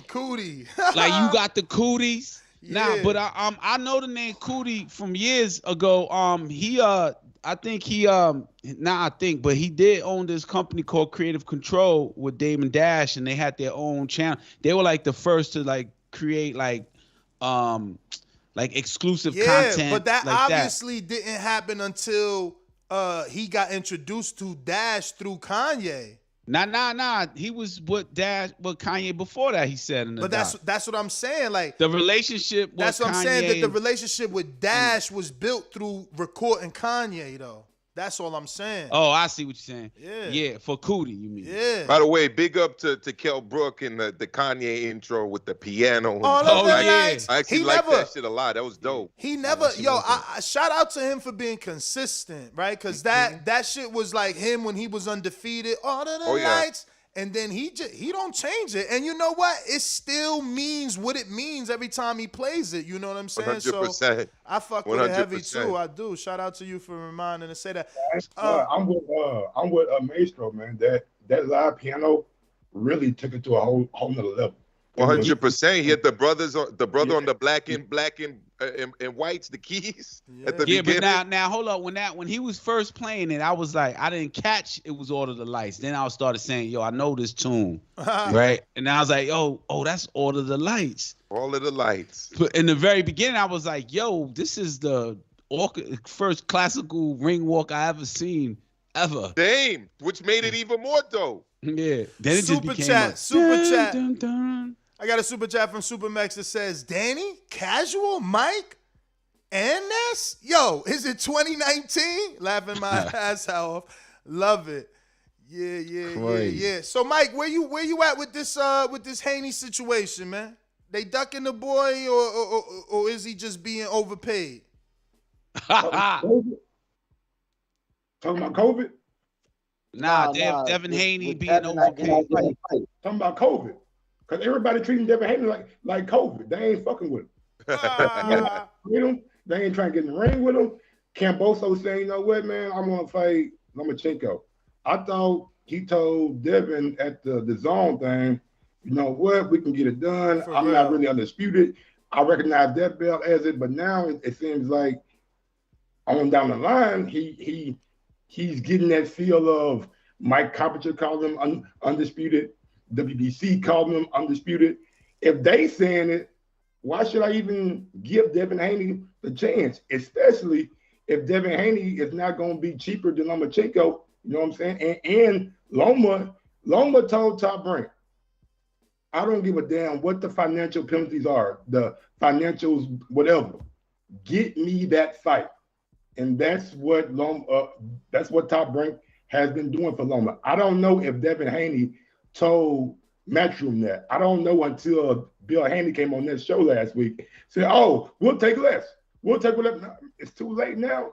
Why you ain't say that from the start? You know what I'm saying? Maybe he was saying that, but he just needed it to be public, which is why I was giving Ness some props, because I had not heard that side until Bill Haney was speaking here on the Boxing Voice. I don't like that he's forced to take less. It's unfair. Caleb Plant got a career high payday for Undisputed, and I'm sure Mike can tell me that Ndongo got a career high payday for Undisputed. I agree it's unfair, but would you rather it be unfair and him get the fight and then be undisputed before moving up to 140, or him out of principle not trying to get the fight to happen because he doesn't like the purse? Like, I want to see him fight for the other belts. I want to see him try to be undisputed. Personally, I'm a little confused about the underpayment and taking less to fight in Australia in a bigger place. I don't get that. I don't understand. It's versus what Cambosos. No, I know. Yeah, but why am I being forced to take less? Listen to me. Why am I being forced to take less when you telling me we going to your country because you could sell 50,000? So you telling me we could sell more in your country and I gotta take less? Well then no, let's stay in my country and we give you what you want. Who's putting up the bag in Australia though, Ness? He said they doing 70,000. He want the zone to put the fucking money up. It's unfair. Clear it up. Go ahead, Danny. Oh, okay. Now I was saying, Camboso said you doing 70,000, right? Which last time you fought out there you did 700, but now you finna do 70,000. But now the venue you got reserved for June the 4th, where you supposed to be fighting whoever, is only for 50,000. Bro, y'all go on. If you watching this right now, all 402 of y'all, if you go to the WBC's website, you go to the rankings, the listed WBC champion is Devin the Dream Haney. His picture. They don't even show Cambosos. They have them listed as franchise, but the thing is, so that's the lightweight division. Go through every other division. There's a bunch of them in the sport of boxing if y'all ain't know. Go through every other division. It's a champion for every division. It's not a franchise status. I've been saying the same thing for months, man, but here's the thing. While the website says that, Suleiman's out there giving interviews saying that Teofimo Lopez was the undisputed champ. So the WBC needs to get its house in order because they send out mixed messages, which leads to confusion. Absolutely. Look, I pressed Suleiman after Haney fought Diaz. I'm talking, when I say after, immediately after, moments after the fight. And he's talking to us. What's the question? Who's the WBC champion? Oh, Devin Haney. It's Devin Haney. So hold on. That for months, it's Devin Haney. And Loma is listed as what? Franchise. All right. So which one is worth more? That's what I'm trying to understand. Plus, did you say the garden was curtained off for Loma? Yeah. It was. All right. And Haney. So they're two different entities. Yes. One is doing more. Yes. Regardless, right? Well, the MGM Grand was curtained off too. I'm just saying that Loma's not the bigger star than Haney as far as I'm concerned right now in this moment, and he doesn't have a title belt. I get it. 2-time Olympic champion. I get it. Fought for a world title in the second fight. I get it. But he ain't filling up the room. But Loma lost to Teofimo, and I don't understand how that is the fight people are clamoring for. When Haney's got the title, and me as a fan, first and foremost, I want to see undisputed.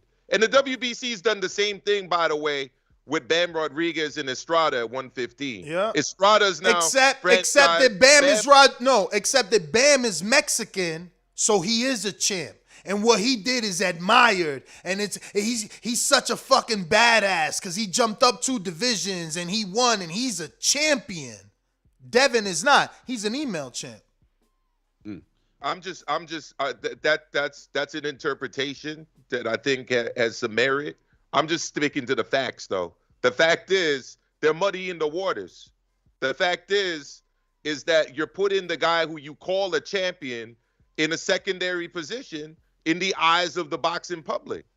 Who's the champ at 115? Is it Estrada or is it Ben Rodriguez? It's Ben Rodriguez. It's Ben Rodriguez. It's simple. Right? I'm on the website right now. I'm on the website. If you swerve the Rungvisai fight and essentially get stripped / quote unquote upgraded, I don't know if he's used that word, but I mean that's the message they're sending out. That sounds like what he does. He upgrades. You know, it's like as back in the day, if you refused the mandatory, your ass got stripped. Yes. Now you refuse a mandatory in Rungvisai, and they give you a trophy and they call it franchise. No, a lot of people. Mikey got the same status when he moved up from 35. You know, he got a little diamond belt and a champion emeritus, and he was anytime he lost to Earl, he was able to come back. He just never did. You know, it got heavy at the top.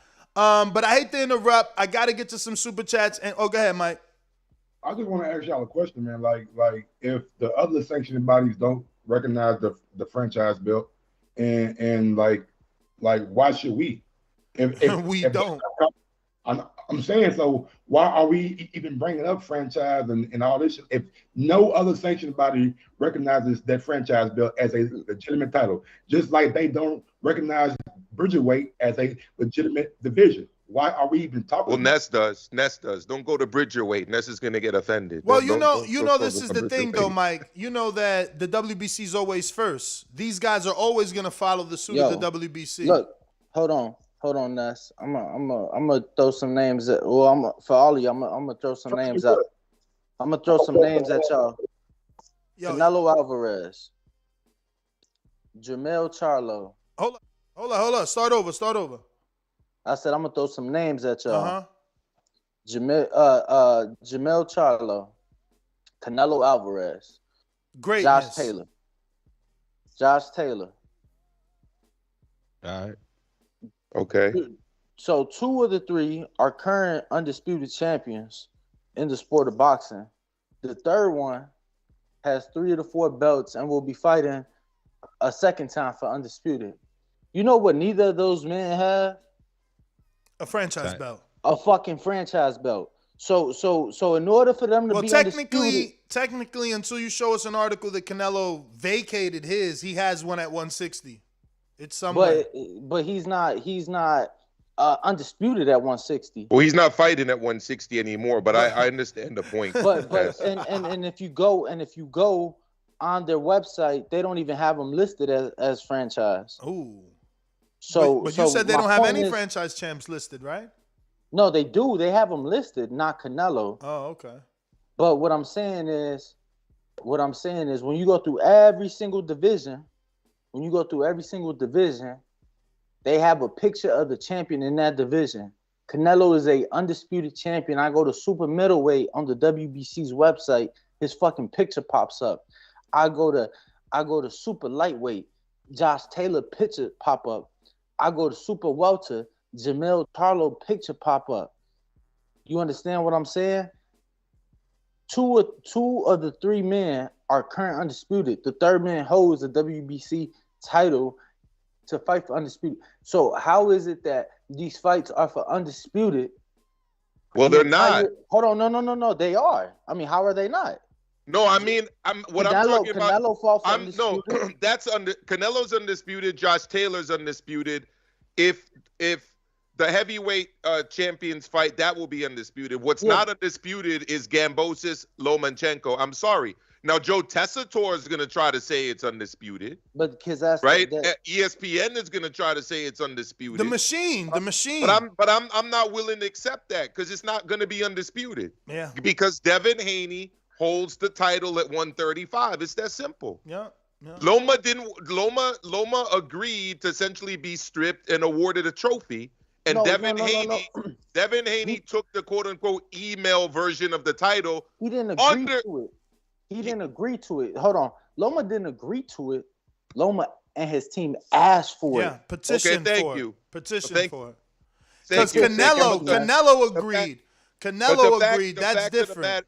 The fact of the matter remains is that when Devin Haney accepted the WBC championship, at the time, he was told, as all of us were told, that the franchise title was not really a title. It was an award. It was something that couldn't be fought for or won in the ring.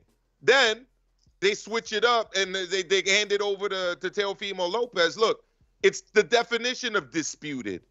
Hence, this fight, if it does take place between Loma and Gambosis, cannot be considered undisputed. There's a legitimate dispute. I want to see Haney versus Gambosis. That's it. Let me get to these super chats. I got Mad Bet in Kansas City that says Terrell Gachet has no power. He almost stopped Lubin. He might mess around and stop Tim. I won't be surprised. And by Tim, it means Tim Tszyu. Sorry, I'm so late on that. Obviously, we've moved on from that conversation.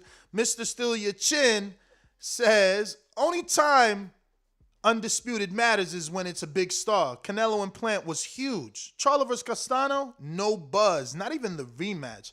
Josh Taylor versus Ramirez had no buzz. Gotta be real here, fam. What do y'all think? Y'all agree? I agree.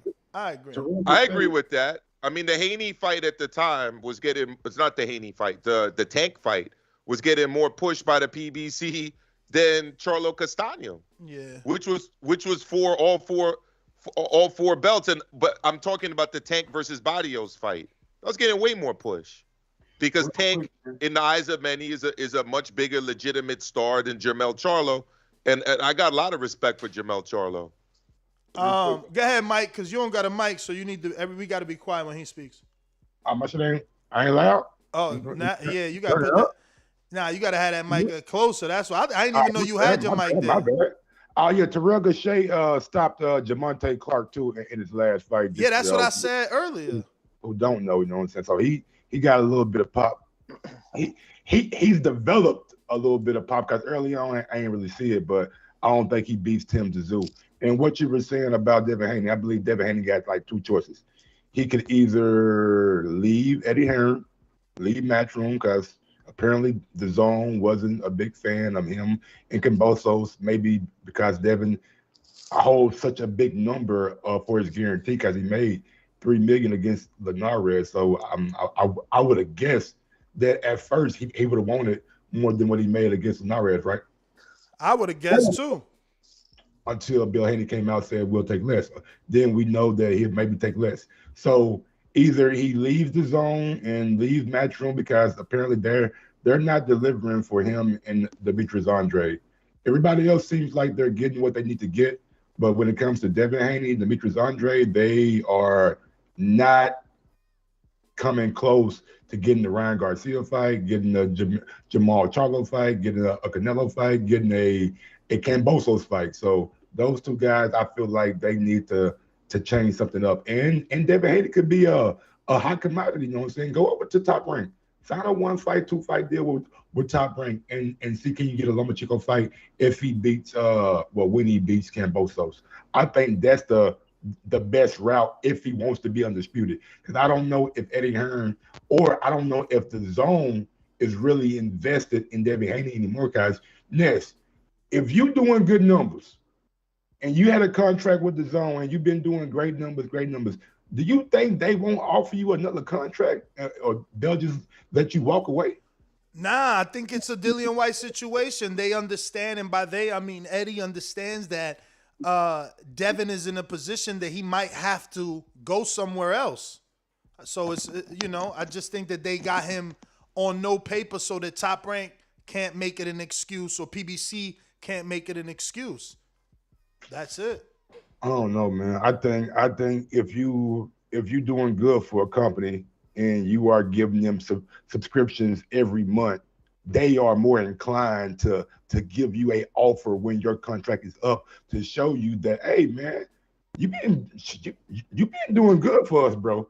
So here go a little contract 2-fight deal. Let's see how we go from here. I mean, again, I don't know that they didn't show him that. There's been no gap in the Matchroom and DHP relationship. Like, it's not like DHP got leaked articles out here about them romancing with Top Rank or PBC or But he's Espinoza. but he's not They under stood contract, right though. there. That- Again, based off Eddie's interview, he's not under contract because he's leaving him available to make the big fight wherever. And if that's the case, then if Eddie ain't doing it for you, why not go somewhere and try to make a big fight with Mayweather Promotions? Or But Eddie I don't know is. about Mayweather Promotions. Hold on. They haven't really been doing well by their Hold fighters on. either. But Eddie is doing it for him. Eddie got Joseph Diaz more money versus Devin than he was getting versus Ryan. Like, he's showing you, I fuck with you seriously because I'm gonna overpay Joseph. Golden Boy was paying him less. We I think want Eddie that Hearn's fight. the best promoter in the game by far. It's not even close. I think so too. I just don't understand it because Haney, he's not that good. I give you Jojo Diaz. I give you Linares. I give you Gamboa. All the good names, but they ain't changing nobody's lives. Lomachenko, he'll take you to a next level. Beating Cambosos, undisputed, next level. Beating the Ryan Garcia, shutting him up from all his fans, next level. Those other guys, they cool fights, but they're not career. But Mike, we got Tom. Devin is what? 23? 23. What's the rush? He want it now. And that's I'm fine. not rushing him. Hey, He that's want it fine. now. That's fine. So does every other fighter. Anytime you put a mic in their face, they all want to be champ. They all want to unify and undispute. But everything is a process. here's what I thought was going to happen when we met up in Vegas, Ness. After that win over Diaz, I thought that, Dazn, which had entered into the Australian market, was going to be pursuing a big fight in Australia. Me too. Right? That, they kind of follow up on their investments in Devin Haney and Devin Haney Promotions, right? And make a big splash in Australia with an undisputed fight and a big spectacle, which we all know Matchroom is the best at putting on, right? With their production value, with the entrances, with all of that. This is what I was anticipating. Now, Ness, you're more in the weeds and all of this than I am. Like, I don't understand what happened from that conversation we had in Vegas late last year to the developments that have led to now. Like, where was the breakdown? Like, what has happened? It's perplexing to me. No, it's simple. Come on, man. This happens with everybody. When it's your turn, it's your turn. Listen, it started with Oscar, right? And I'm sure it was before that, but I started seeing it with Oscar, and he forced it on Floyd. Obviously, Floyd took 30%, had to fight in whatever gloves. So then Floyd turned around, and he did it to everybody he fought. He did it to everybody he fought, right? So Pacquiao sees that, and they start doing it. And they did it to Cotto. And Cotto felt that, and he did it to Sergio Martinez and Canelo. Like, when it's your time to be the A-side, you act like an A-side. And it's very sad. I've watched it now. Look, T.O. did it to me. My man didn't want to give me an interview because I promoted him on my show, on my Instagram, saying, yo, we about to have the unified champ. He DM'd me like, yo, fam, you know I'm undisputed. I ain't giving you no interview, man. See me in Miami. I'm like, okay. All right, no, I ain't do that. I promise you. T.O. did that. Promise you. Yo, he called me. I can believe that. He called me without calling me a dick rider because I go to the gyms to interview fighters who give me access, and Devin Haney being one of those fighters made me a dick rider. So don't feel bad, Ness. It's all good, man. That's why, like, sometimes they like this. Like when these dudes lose, sometimes I finally do a little fist bump at the bottom, like, yeah. But anyway, man, I want to ask y'all about creating your own opportunity, though. I know you said everybody has a chance, but what do y'all think about Devin Haney moving up? The problem with moving up is that Top Rank pretty much controls all of the play at 140. Yeah. That's the problem. So if he can't get a fight right now at 135, I mean, what are the chances of him getting a big fight at 140 when Top Rank controls like the majority of the pieces there? I'm not doing it. And if I want to go to 140, I'm fighting Sandor Martin. I'm fighting Mikey Garcia. Bring Regis from Probellum over here on Dazn. I ain't going nowhere until Eddie tell me he done with me.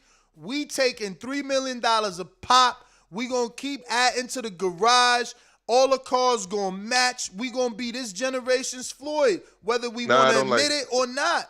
I was with you until that last part. You gotta be smart with your money. I mean, he is smart. The car is a depreciating asset, Ness. You know that. You know that, Ness. I hear you, but you got to treat yourself. We talking about a kid that stays year round in 100% shape. That's cool. We talking about a child that gave up his childhood. No parks, no baseball, none of that shit. Boxing. He gotta reap what he sowed. Let me get Maestro Management wants to give some advice. But this is the advice that you're not listening to, right? The thing is, you can't say that he's not being smart with his money when he's the highest paid 135. I'm not saying he's not being smart with his money. I'm saying to follow the advice of buy more cars and fill out the garage. Because that's what he's doing. That's what he's doing. If you follow him. Lease those cars under Devin Haney Promotions. He doesn't need to buy any more vehicles all cash. You lease those bitches. And maybe you lease those cars. And maybe he tax does. deductible. And maybe he does, but you got to remember these people live in a very unique circle, right? Leo Santa Cruz bought Mayweather's Lamborghini that he signed. Like, I'm pretty sure that didn't depreciate. And you know, it's different. Maybe you're right. Maybe he is leasing, but I'm saying the lifestyle he's portraying to his fans. I'm saying he should lease. No, I know. I said maybe he's leasing. I don't know. Yeah. My point is the lifestyle he's portraying to his fans is that, you know, his jewelry game gets up, his women upgrade, his cars upgrade, he's on private jet. You know, this is the lifestyle he's portraying. You know what I'm doing? You know what I'm telling fighters to do? You know what I'm telling fighters to do? Put that money into some property, right? You want to show out of the fight. Go rent that jewelry. Maestro. Go lease those cars. That's what Bill is for. You think Bill got him all the way here? Bill got him being the highest paid 135-pounder, guaranteed, and he don't know how to tell his son to invest? Come on, man. You think my message isn't for Devin Haney. He knows what he's doing. My message is for the other people out there. Okay. I'm not trying to say that Devin Haney doesn't know what he's doing. Obviously he does. Look at how far he's gotten at his young age. I confused it. My bad. No. I'm just saying it as a general business practice, right? As a minority person speaking, right?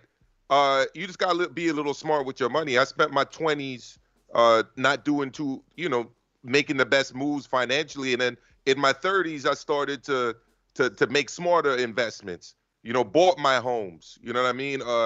Invested in my career. You know what I mean? And at his age, he gets to buy his home now. So, like, believe me, he got his dad, man. Believe me, like Bill.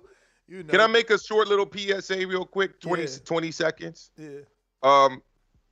You know, I got a program, Ness, that I want your help trying to get off the ground to try to get boxing into schools. You know, the situation out here in New York. You want to do like a gym, make it part of gym class? Because that's what I always wanted.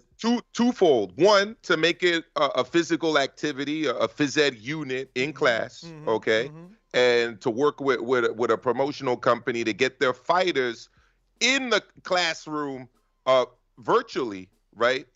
So it's twofold. It's essentially you're giving the promoters and the fighters a way to publicize themselves in the school by leading workouts and by encouraging physical activity through boxing. And then honestly, I'm hoping we get to a point where we can get some actually competitive boxing. This is separate into spaces that our youth can access, because this isn't only happening in New York, right? Where most of the gun crime now is committed by teenagers. You got knife crime happening all over the UK by teenagers. A friend of mine in Toronto last week showed me a news story. He had a 14-year-old walk up in a high school and put a bullet in the head of a senior, a freshman shooting a senior Broad daylight in the middle of school. Like, it's getting out of control. And at the end of the day, I understand the concerns about brain injuries and trauma. But, fam, we got football all up and down the country. We've got rugby in England being played even in elite schools. You know, we've got to figure out a safe way to give people a competitive outlet for combat, for aggression, for sport. So twofold: one, exercise; two, competition. I got the whole proposal written out, fam. I wanna get it to you to get it into the right places, and that's my. But don't my you got to little get it spiel. into the school system first? Bro, I'm a teacher here in New York City. I got access to the schools. But that's what I'm saying. Once you get it approved to the school system, then you get like the back end of the WBC or something like that. You got to get it approved first. Let's iron it out later on. I don't want to dominate your show with this topic, but I just have one question about it. It's combat sports though, so like, do you really think schools gonna put a combative sport into a school where, you know, you can practice basketball, you can practice football? How you gonna practice as a physical, my man, as a physical exercise? Let me tell you this: there's nothing wrong with boxing. We have phys ed classes taking place in schools that are centered around the quote unquote martial arts. And by the way, boxing is a martial art where they're teaching you know, karate and throws. We got wrestling up and down schools happening, competitive wrestling. So if we can't get it as competition, we at least got to get it as physical exercise and open up the doors for kids to be accessing it in local gyms and elsewhere. But we got to start with the platform. We got to start with sparking the interest. And every kid in the country goes to school. There's no better place to spark a kid's interest than a public school. Yeah. Listen, they got football and they have wrestling. You know, and in the richer schools, they have other sports, man. So, you know, it's not far-fetched, but I think that's where it starts. It's getting... When you're punching somebody in the face and you got to see that person outside of a ring. Yeah, no, but Mike... That can cause a real... But we got kids suplexing each other in wrestling. But it doesn't matter. Listen, I seen Coach Mitty sparring in the UK with he sparred this white dude who had a fucking plexiglass mask. Literally, you know, a headgear, but then it had a whole clear shield. And think about the Sean Porter one that everybody's using. You could get that, and now they got a fucking chin, bro. Like the whole protects your chin. You don't even strap it here no more. Like you gotta put it on. It's a fucking chin piece. I just seen it. It's crazy. Like I know, it's different when you take your ass with. It's different. It's Yeah, different. but in the same sense, that's up to the coach to identify who deserves to be in the program. But listen, gentlemen, I got an interview to do. So I'm going to get to these callers. If y'all want to give any shout outs for y'all YouTube channels, I do want y'all to go ahead and do it because I want to get to these callers after, you know, moving on. No? It's in the peak. No shout out? No so shout out? Check out my channel, Maestro A, all right? Maestro A, Maestro A in Spanish, all right? You can catch me on YouTube. I go live Mondays with my brother from the Heights, Kenny T, Knocked Out by Kenny.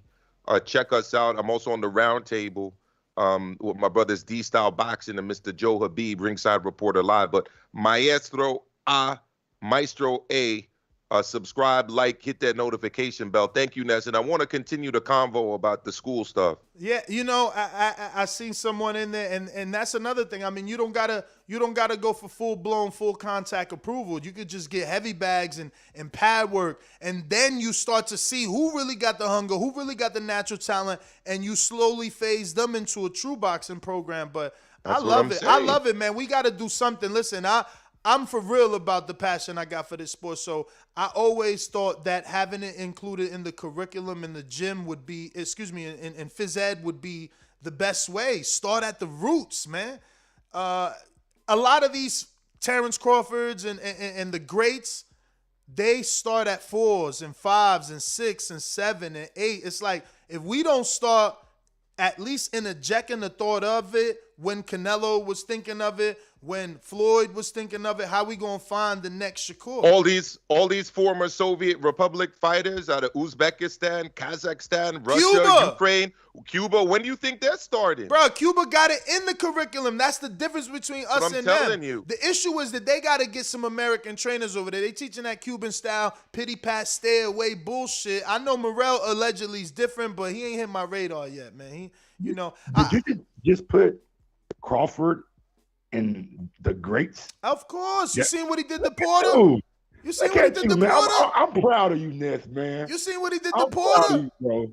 Boy, mean, hey, listen, all I want for Crawford is to go sit down with Espinoza. I know Espinoza got a deal waiting for him, man. I've been told they ducking. I don't know why they don't want to just go here about what's this possible Boots Ennis offer, Man, 2-fight deal with Keith one-time Thurman. I mean, we don't see no Fox schedule. We see everybody fighting on Showtime. So 2-fight deal, Keith Thurman and Boots Ennis. I mean, I don't know, man. Just go sit down and make it happen. But I do gotta get to these callers. Mike on Sports. Where can they find you?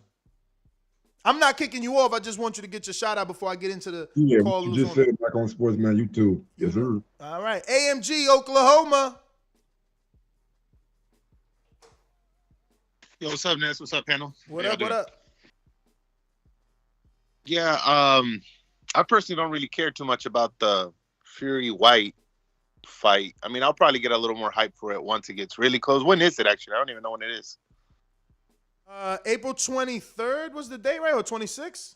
23rd. 23rd. Okay, so right around April 20th, I'll probably start caring about it personally. But on the Haney deal, I don't think he's overpaid, right? Because you got to get your money when you can get it. But I do think, obviously, hindsight, it's easy to say that it was a misstep to maybe try to play a little hardball and maybe not have it in Australia, have it in the U.S. and all that shit. When in hindsight, like I said, Loma he's not really the flashy guy, so it makes sense that Loma was gonna not really try to negotiate too hard. And it's one thing to say I'll take the same thing, but I mean, I guess I don't know which fight Camboso sees as more winnable, but if it is the Loma, I mean, Haney would have to say I'll take less. And I'm not saying he should say that. I'm just it's like it is too late. I agree with Mike on that end, the way they try to play hardball, and now he probably ain't gonna get the fight now. And unfortunately, I don't know how long he's gonna be able to stay at 135 just physically, right? Because he's growing, he's still young and stuff. So he might not ever get that fucking undisputed. I hope he does, but it's looking tough right now. All right, AMG. Gracias. Big Fish Davidian, my favorite intro. This is my nomination for Caller of the Year, Mike. Check this shit out. Not Caller of the Year, Intro of the Year. Where are you, Davidian? Fuck. Oh. I'm healthy, strong, and about to knock Earl Spence out in Jesus' name. I'm bringing the whole church. SDS promotion. You win some, you lose some. But you live and light another day. I got the whole Christian congregation behind me. TheBoxingVoice.com. In Jesus' name. And we all know God only made one thing perfect, and that's my boxing ring. Yo. What up? What up? Nah, I'm just listening. I'm in the gym. Oh, all right. Yo, you been getting active, man. Yeah, got to. I hear you, bro. Do your thing. A lot of big fishes around here, Mike. I don't know. It's funny, though. Mike being the Crawford fan, y'all ain't got nothing to say, huh? We going out to another fish. Let the little fish go so that we can catch the big fish later.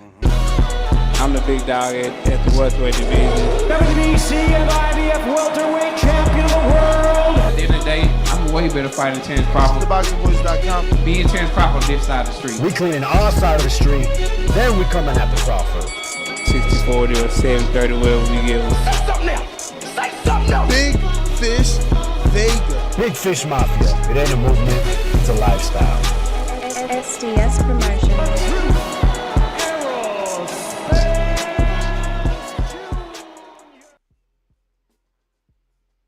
Hey, Ness. Can you come back to me another time, please? Oh man, y'all got all right. All these intros. What we got? J Matt.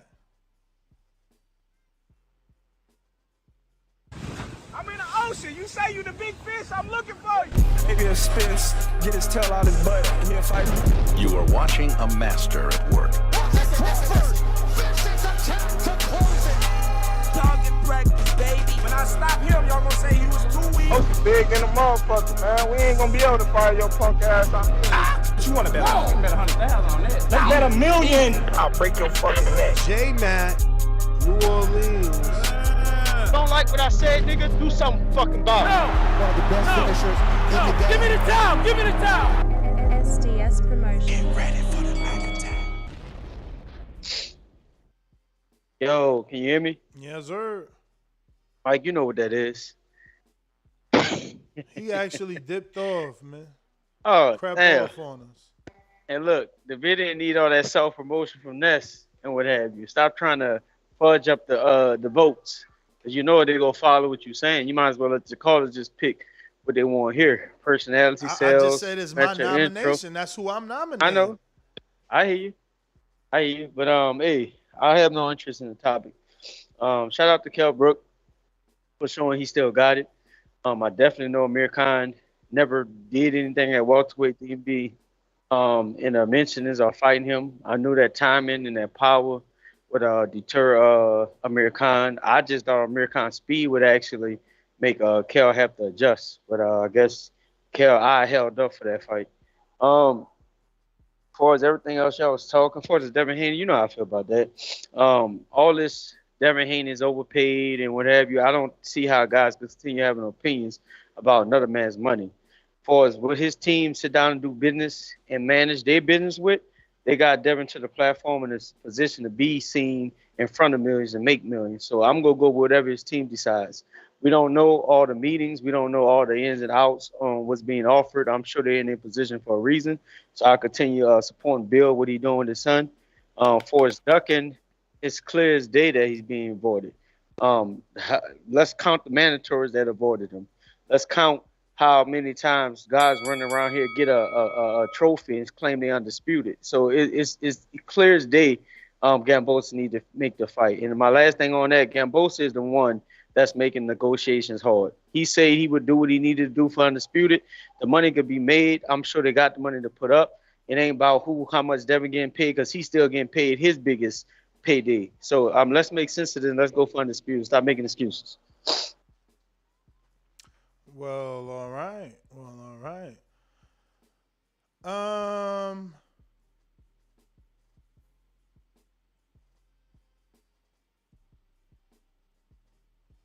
Let me get to James Payne in Tennessee.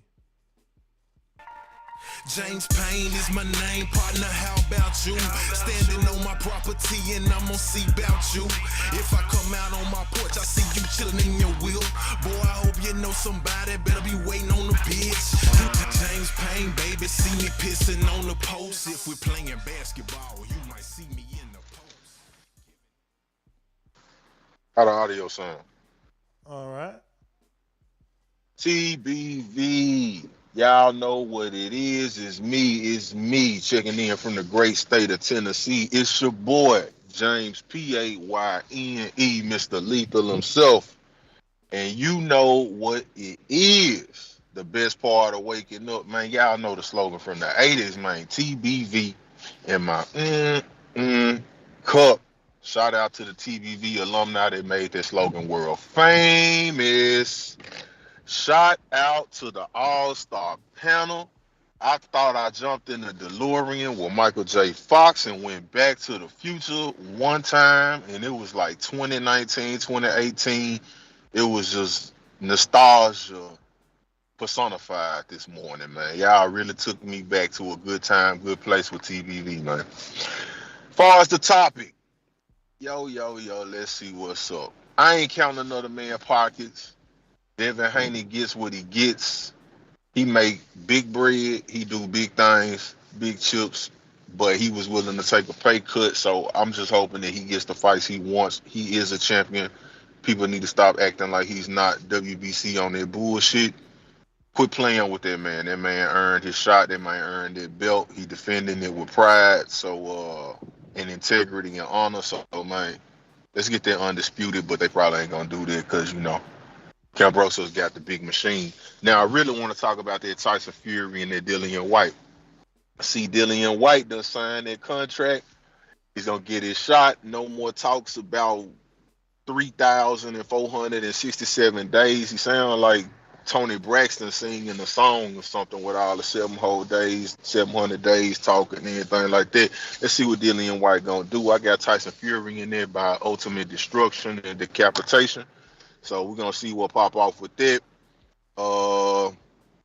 Man, I'm just talking some shit this morning, man. I just wanted to just jump on and just spread the love, man. And I'm just happy to be here, man. So y'all know what it is, man. Illest, trillest, dopest boxing podcast in the galaxy. If you don't know where you're at astrologically, third rock from the sun. TBV, salute. I'm out.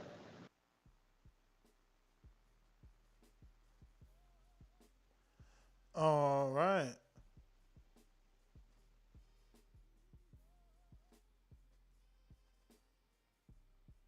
Special feature. What's up?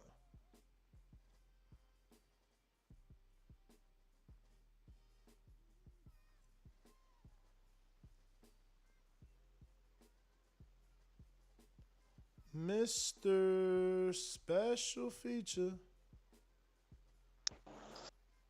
Yeah, I'm just listening while I get this workout in there. All right. We're going to UK zone. Oh, shit. I forgot I done moved this around. Where are you? All right. We're going to have to look that. LV Slugger.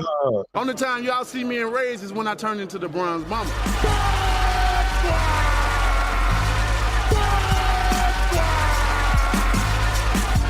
I want a body, and he gonna be the body. The ambulance better be ready. The medical better be ready. The referee better be ready. They better have that towel to be able to throw it in. SDS promotion. Was he right? LV Slugger.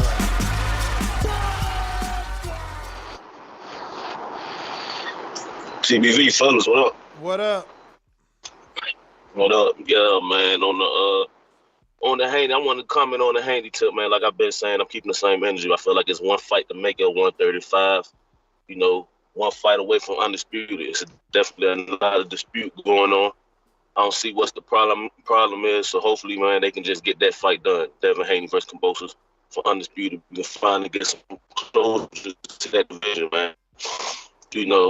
Politics is definitely looking like it's gonna fuck that up, man. But hopefully, definitely can get that opportunity. And on the White, man, I'm glad he signed the contract. You know what I'm saying? That's, I'm looking forward to it. I want to see what he can do. He's finally getting his opportunity at the title. It's been a lot of talk with, him and the WBC, like how he's been avoided. Like he ain't getting his mental opportunity to get a chance. So let's see if he gonna make the most of it. It's a lot of him knocking down Fury bars. So let's see what he can do once he in there with the ring with him.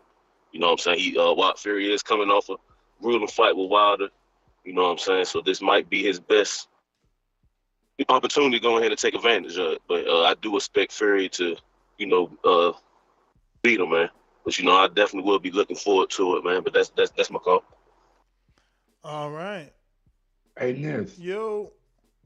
Michael Benson just tweeted out that Eddie Hearn and Lou DiBella, yeah, I guess, Dazn hopped in the middle of it. Mm-hmm. They trying to make the Devin fight. Exactly. So I guess I was wrong, and Devin did bring value to Dazn, because you don't do that as a network or a website if you don't feel like you guys can recoup on that kind of investment.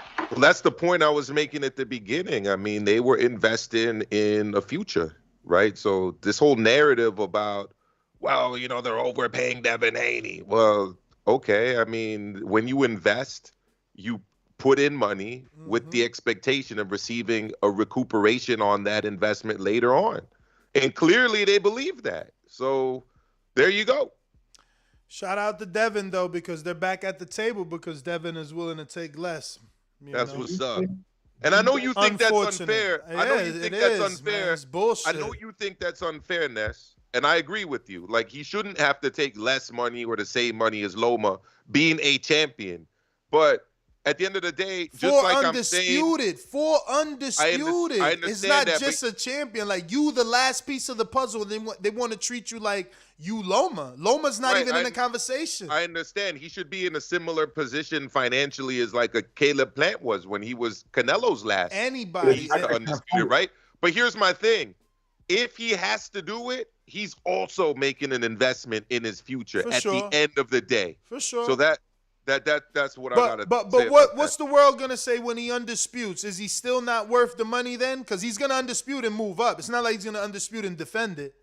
Are they still gonna say he's not worth it? Like, is he doing all this shit for nothing? Haters are gonna hate. This has always been the case. Yeah, you ain't lying. Let me get to these Let me ask you callers. a question real quick. Do you think Lou DiBella maybe leaked out that news last week that they were in talks with Lomachenko in hopes that this would happen? Of course. Everything is part of the plan for Lou, man. Lou out here trying to get the most. Until it happens, I still think he's going with Top Rank because all his fighters been fighting on Top Rank. And how do you quantify Devin Haney's valueness? Like what makes you think that Devin Haney should get paid less than what he got paid last time? Is Campbell? Well, I guess he is more accomplished than Linares. I guess you can say that. I'm just saying he's supposed to get paid more because he's the last piece of the puzzle. I'm sure Ndango got his highest payday when he undisputed, just like Plant, just like 100%. Huh?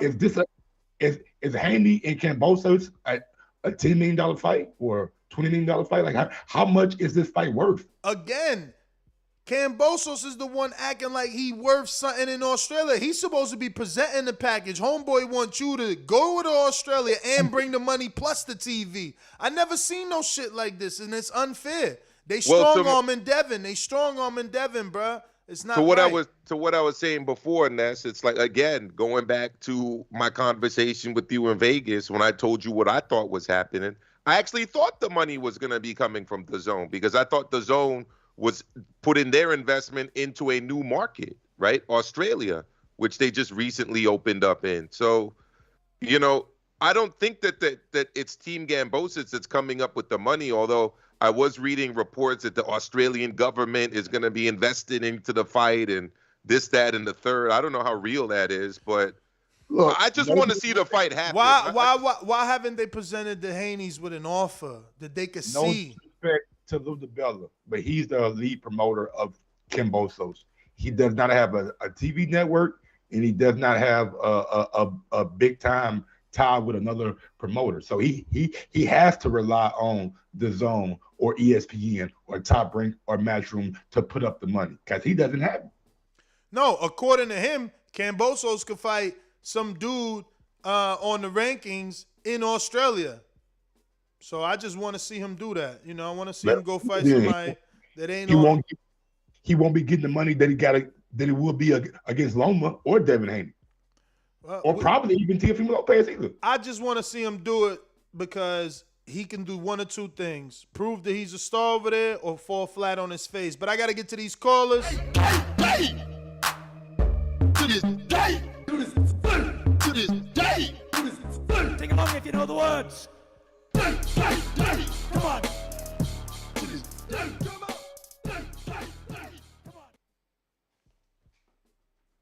Yo, what's going on, peoples? What's going on, Ness? What's going on, Mike? What up? Reminds me of them 2018 days. We used to go back and forth about Wilder AJ. Sad that fight never happened now, bro. I know, right? Never in my life. I put so much energy into that fight, but I learned a lot. I know. It's crazy, man. It's fucking sad, bro. Shit. But listen, White Fury, I don't know why some Americans are not excited about it. I'm actually excited to see that fight. I think Fury obviously is the favorite, but I won't be surprised if White knocks him out. In fact, I'm actually going to put some money on it because I know no one's going to be expecting it. And I suspect that White might knock out Fury, but we'll see how that goes. I'm rooting for White for that fight. All right. But I hope Haney gets his chance to be undisputed. I know everyone's ducking him because he's the best in that division, according to me. So hopefully Dazn can make that fight happen and he becomes undisputed and he moves up and does his thing. But yeah, it's good to see everyone, and it's good to hear your voice, Ness. All right. All right. Yo, bro, real quick, man. I know you heard that one hit overdose on you. Of course, Wilder's R&B track. Hell yeah, you know I heard that shit. Yo, I do all the media fucking social media stalking, so they ain't got to do it. Of course I heard it, but you know he used the beat from the commercial, from the Telly commercial. But yeah, I heard it, man. I heard it. He used a John Legend beat. I don't give a damn what he used. Bro. That ain't it. That ain't. Come on, man. It's life after boxing, B. What? I need him to go take the ayahuasca. I need him to go take the ayahuasca. I need him back. He out here playing games, but I'm gonna let people hear it. Fuck it.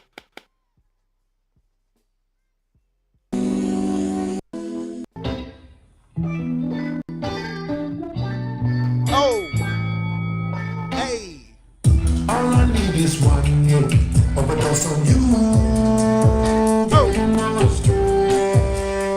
All I need is one hit, overdose on you. He got the auto tunes too. All I need is one hit, overdose on you. I like that. I like that. That shit hitting, man. Is the sound because it hasn't been mastered or mixed yet, or what? Yeah, he in the studio. So he in the studio in the booth, and somebody recording it via phone from the studio speaker. So it ain't gonna sound perfect, but he sounding right, man. He got the auto tune. Look, Mike don't like that. Mike like his why my man? He done. Bronze Bomber's done as a fighter. Now it's like the bronze lover. No, he ain't done. He got at least 3 more fights left. No, I agree. I agree. But I was discussing this yesterday on my channel. I agree. What do you think? What do you think of Chisora saying that he take that fight? What do you think of that? I love that Chisora's ready to die. Are you ready? Great tune-up. I love it. I love it. I love it. And let him do it in the UK because like Coyote said, there's nothing sadder than the fact that we lost that AJ fight. Let me tell you something. I've been here for all them shits. Ain't nothing been greater for me as a YouTuber, and I'm a podcaster, but I do have my show here on YouTube, so I do use these analytics as well. And Lord, when it was AJ Wilder, not even Fury Wilder conspiracy could compare to AJ Wilder buildup. That shit was next level.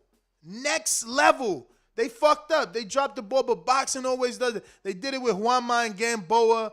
They always do it with somebody. Look, Paul Williams unfortunately couldn't get the Canelo fight. Like, people talk about Canelo, but imagine that shit would have happened, man. Back then. He was fighting Paul back then. That shit was like every day, though, bro. Like, motherfuckers coming every day while the Josh was like, bro, Wilder turned down $150 million. Oh, your boy duck. Like, all kind of shit, man. So, yeah, man. It would be sad, but I still want that fight, man. I'll pay. Still pay $100. Me too. I'm paying $100 for that shit. Fuck it, man. No belt on the line. Suleiman can make his own belt for that shit, man. That would be one hell of an exciting fight. I think that it would be great. I hate that. Listen, he could do Chisora, Ruiz, AJ, retire on a throne somewhere in Alabama. Yo, you seen that episode, That's if he beats Chisora. Just saying. This guy always hates Wilder. Mike, you seen I'm that not episode? hating Wilder. I'm just saying. Bro, you questioning him losing to Chisora. That's insane. Mike, you seen that episode where he did the ayahuasca interview where he got mad at Telly for talking about Alabama? She had to switch that shit up quick. She's like, no, baby, I love Alabama. I'm just saying. It's quiet down there, man. I mean, it's like, if you ain't from there, like, if you ain't from the South, like, you won't, you know what I'm saying, enjoy it because it's peaceful. It's not like the city where every corner is somebody different. You know what I'm saying? Over there, you can walk 2 miles. I love and it. not touch nobody. So I love it. I'm out here in Florida. I feel the same way now. I moved. I ain't nowhere near none of them big ass cities, and I love it. Want to see nobody on a goddamn corner. Get your ass in the house and do something. We going out to. I like the city. Nah, I'm good, man. I'm good. I like the city. Majid, Ohio, what up?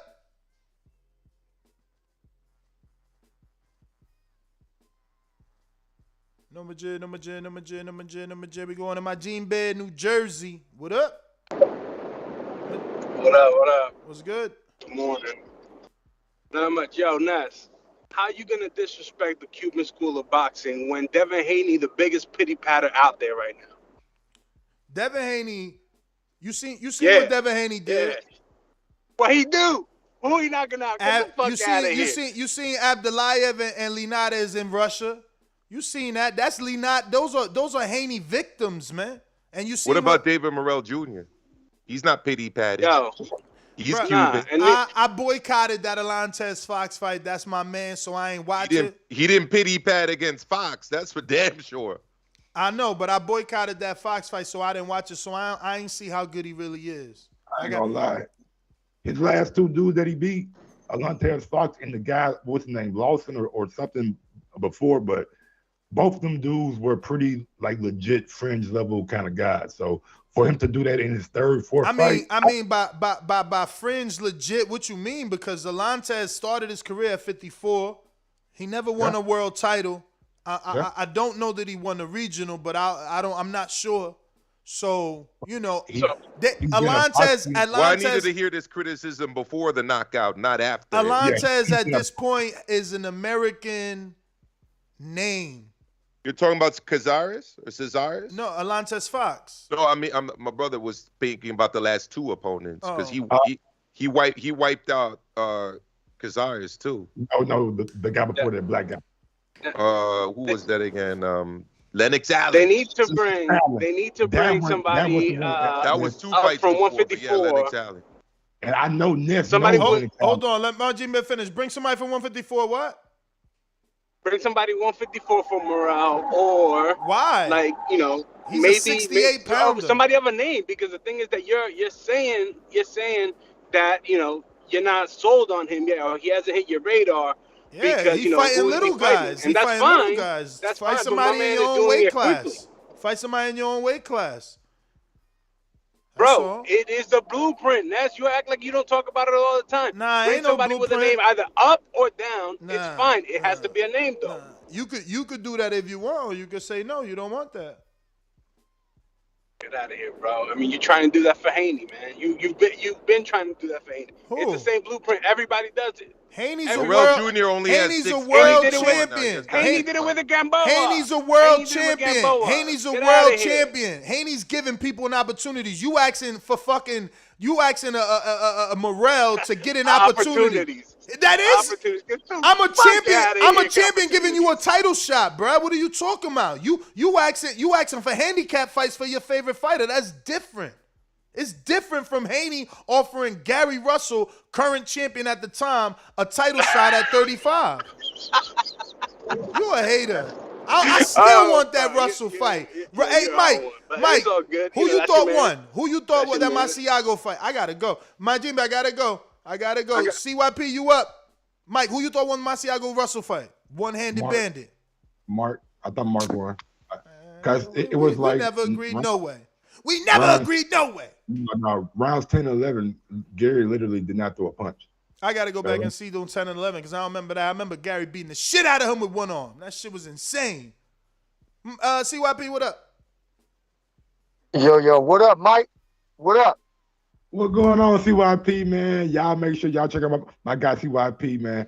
Controversially correct over there at Mr. CYP on YouTube. That shit is always entertaining. Yeah, baby. We just wrapped up season 1. Season 2 coming back in May. We got to take breaks. I ain't no professional YouTuber. I'm just a nigga who's entertaining.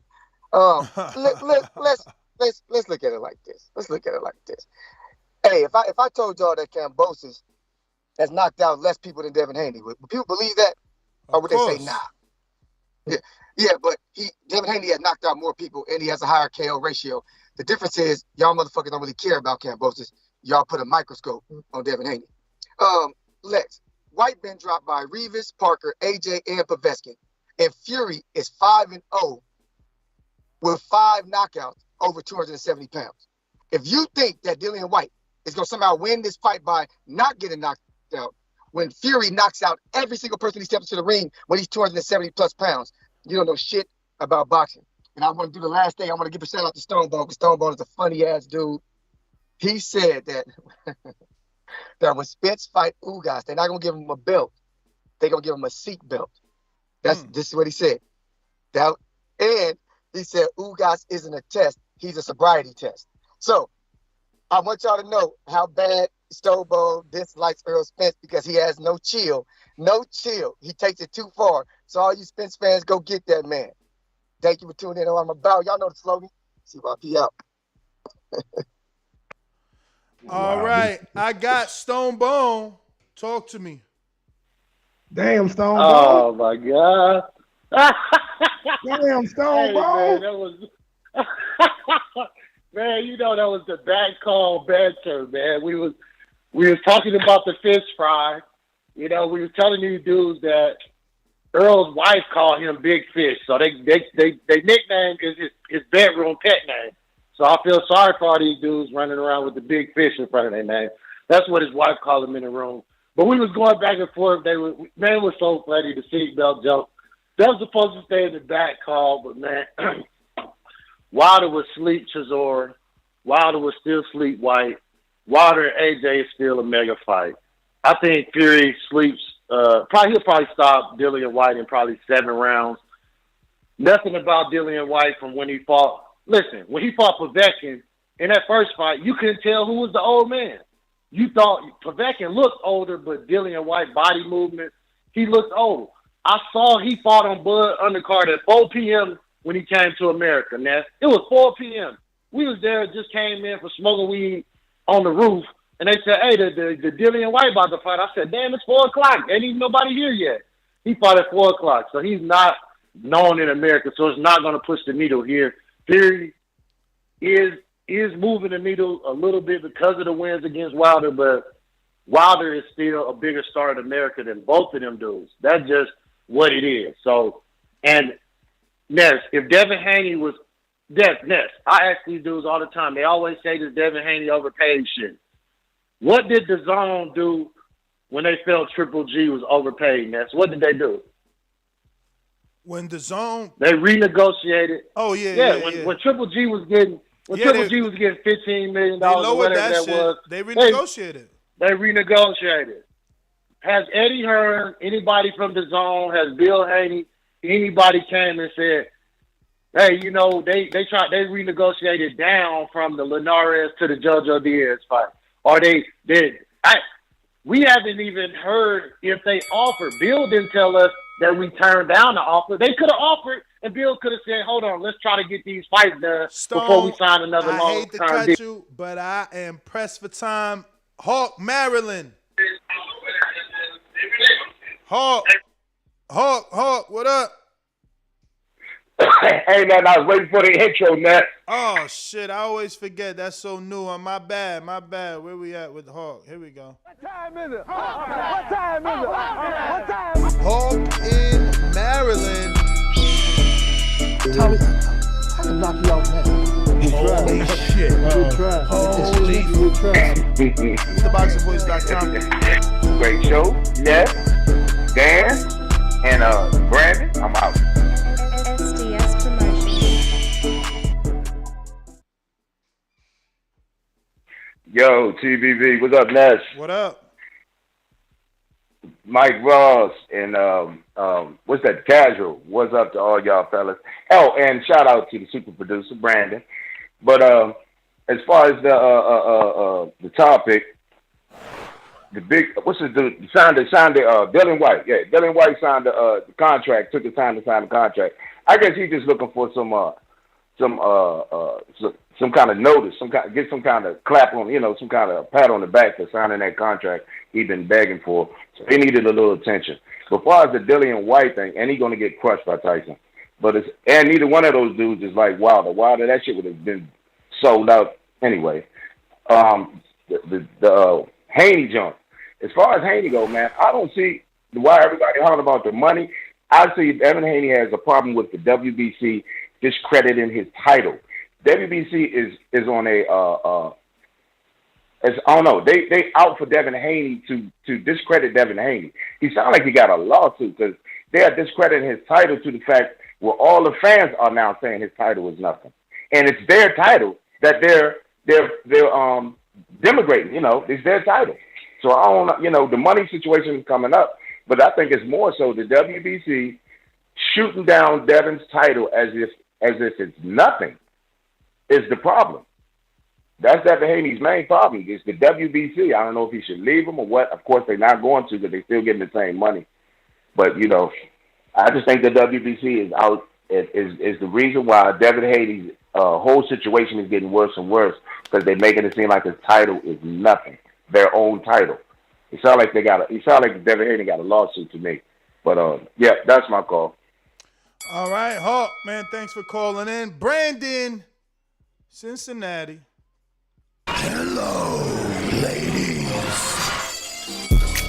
Anybody that know me know I've been a player, whether it was in Alabama, Ohio, or anywhere around the globe. TheBoxingVoice.com. I've been smashing Telly Swifts, man. I didn't have to become a millionaire to get that caliber of woman. One of the people's choices, one of the fans' favorites, a guy that can galvanize this crowd, such as myself. He's too ugly to be the world champ. The world champ should be pretty like me. The AJ of trucking. What? Yep, Brandon in Cincinnati. SDS Promotions. Hey, shout out to this whole all-star panel you got, man. Ness, Mike, Danny, Maestro. What's going on, fellas? What up? Salute, bro. Hey, how Good did morning, y'all- and thank you for your work. Oh, man, you already know, bro. You in the gym or you working on the truck?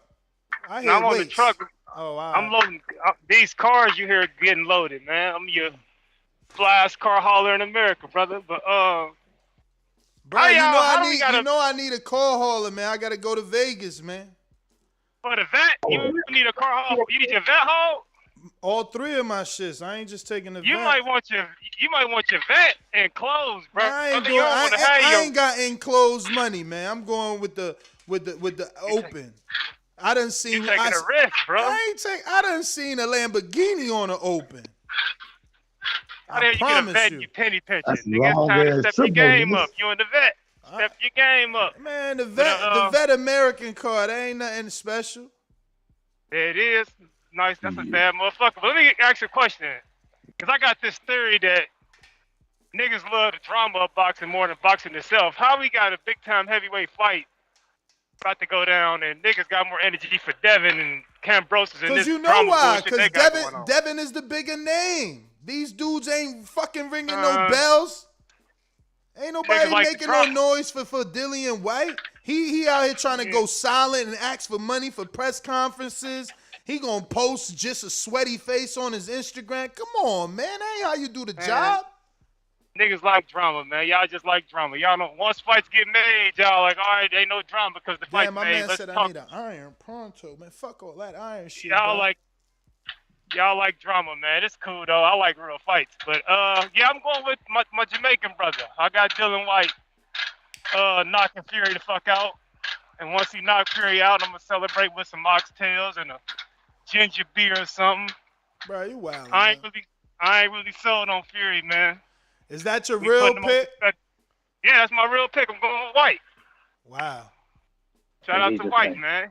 I gave him a tough time yesterday because I didn't think he was going to sign, but I got to give him his credit. He put that pen to paper, and he about to make it happen. So, great fight. Got 2 top 5 heavyweights. And, yeah, shout out to my boy White. Shout out to my boy Deontay Payne. Dropping the hot new R&B track. T-Pain, man. Yo, that shit. You know you got that shit on loop. You know you got that shit on loop in the big truck right now. And yeah, that shit gets no spin in the truck, the car, nowhere, nigga. That shit is laughable. Stop. But, Stop.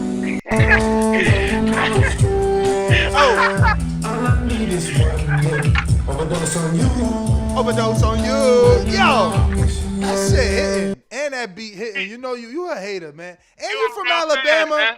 And you from yo, we coming for you, man. We coming for you. You You a from real Alabama, fan. man. Hell yeah, I'm a That real fan. I'm gonna support his next career. Fuck out of here. I'm buying that shit. I hope he got it on Apple iTunes, so it's part of my subscription. Let's go. Don't go on Tidal. Don't go on Tidal. That's my call, man. That shit weak. That's my call, Don't though. fucking go on Tidal. I swear don't go on Tidal, man. Yo, that's everybody, though, man. That's GTO. It's shit, Matthew. What up? Coming in creep mode. Hello, Ness. What's up? Yo, we had a Tyson Fury show today, but it was all about Devin Haney for some reason. Fucking Haney, huh? The last show, the last caller was right. You know, we've got more energy for drama. I think people should be more interested in this fight, to be honest with you. I got Fury by KO. Anyone who's got sense, bet on Fury. Obviously, if you're from the islands, support your man Dillian Whyte. You know he's got a puncher's chance. Good luck to him. I'm glad he signed the contract. I'm interested to see what the undercard's going to be. I think we should talk about that as well. We've got Joe Parker versus Juggernaut. Jared Anderson's on the card as well, so you guys can get behind him. Who's Anderson fighting? Who's that? I think it's rumoured. I think that No Smoke Boxing came on, and he mentioned an Irish heavyweight right on the card. So I'm just putting 2 and 2 together and getting 4. But maybe Jared Anderson's fighting that Irish heavyweight that he was talking about, because it makes sense for them to make it a heavyweight card because they've already got 2 heavyweight fights on there, plus Jared's a 3rd one. So it's probably going to be a heavyweight card. Can I ask the caller something? Sure. What are your thoughts on that big phrase fight this past Saturday? Were you impressed? Well, that was his pro debut, right?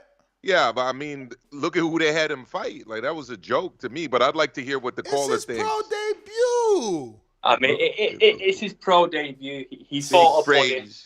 Listen, you see what happened. You see what happened to Koshi Solomon when Eddie Hearn put him in there with someone that actually had fighters. Like, you gotta. This nigga read my mind. I swear to God, bro. Big phrase. Thinking about the Koshi Solomon.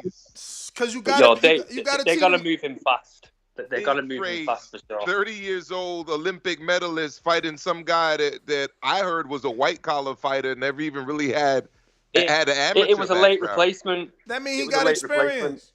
But Ness is right though, man. Like Koshi Solomon lost, and that loss fucked his whole career up. Yo, they cut his ass. Now my man fighting on off TV. It's not even right, man. Y'all don't even get it, man. These dudes train all their life for this shit. Like, yo, I don't know. His opponent clearly didn't.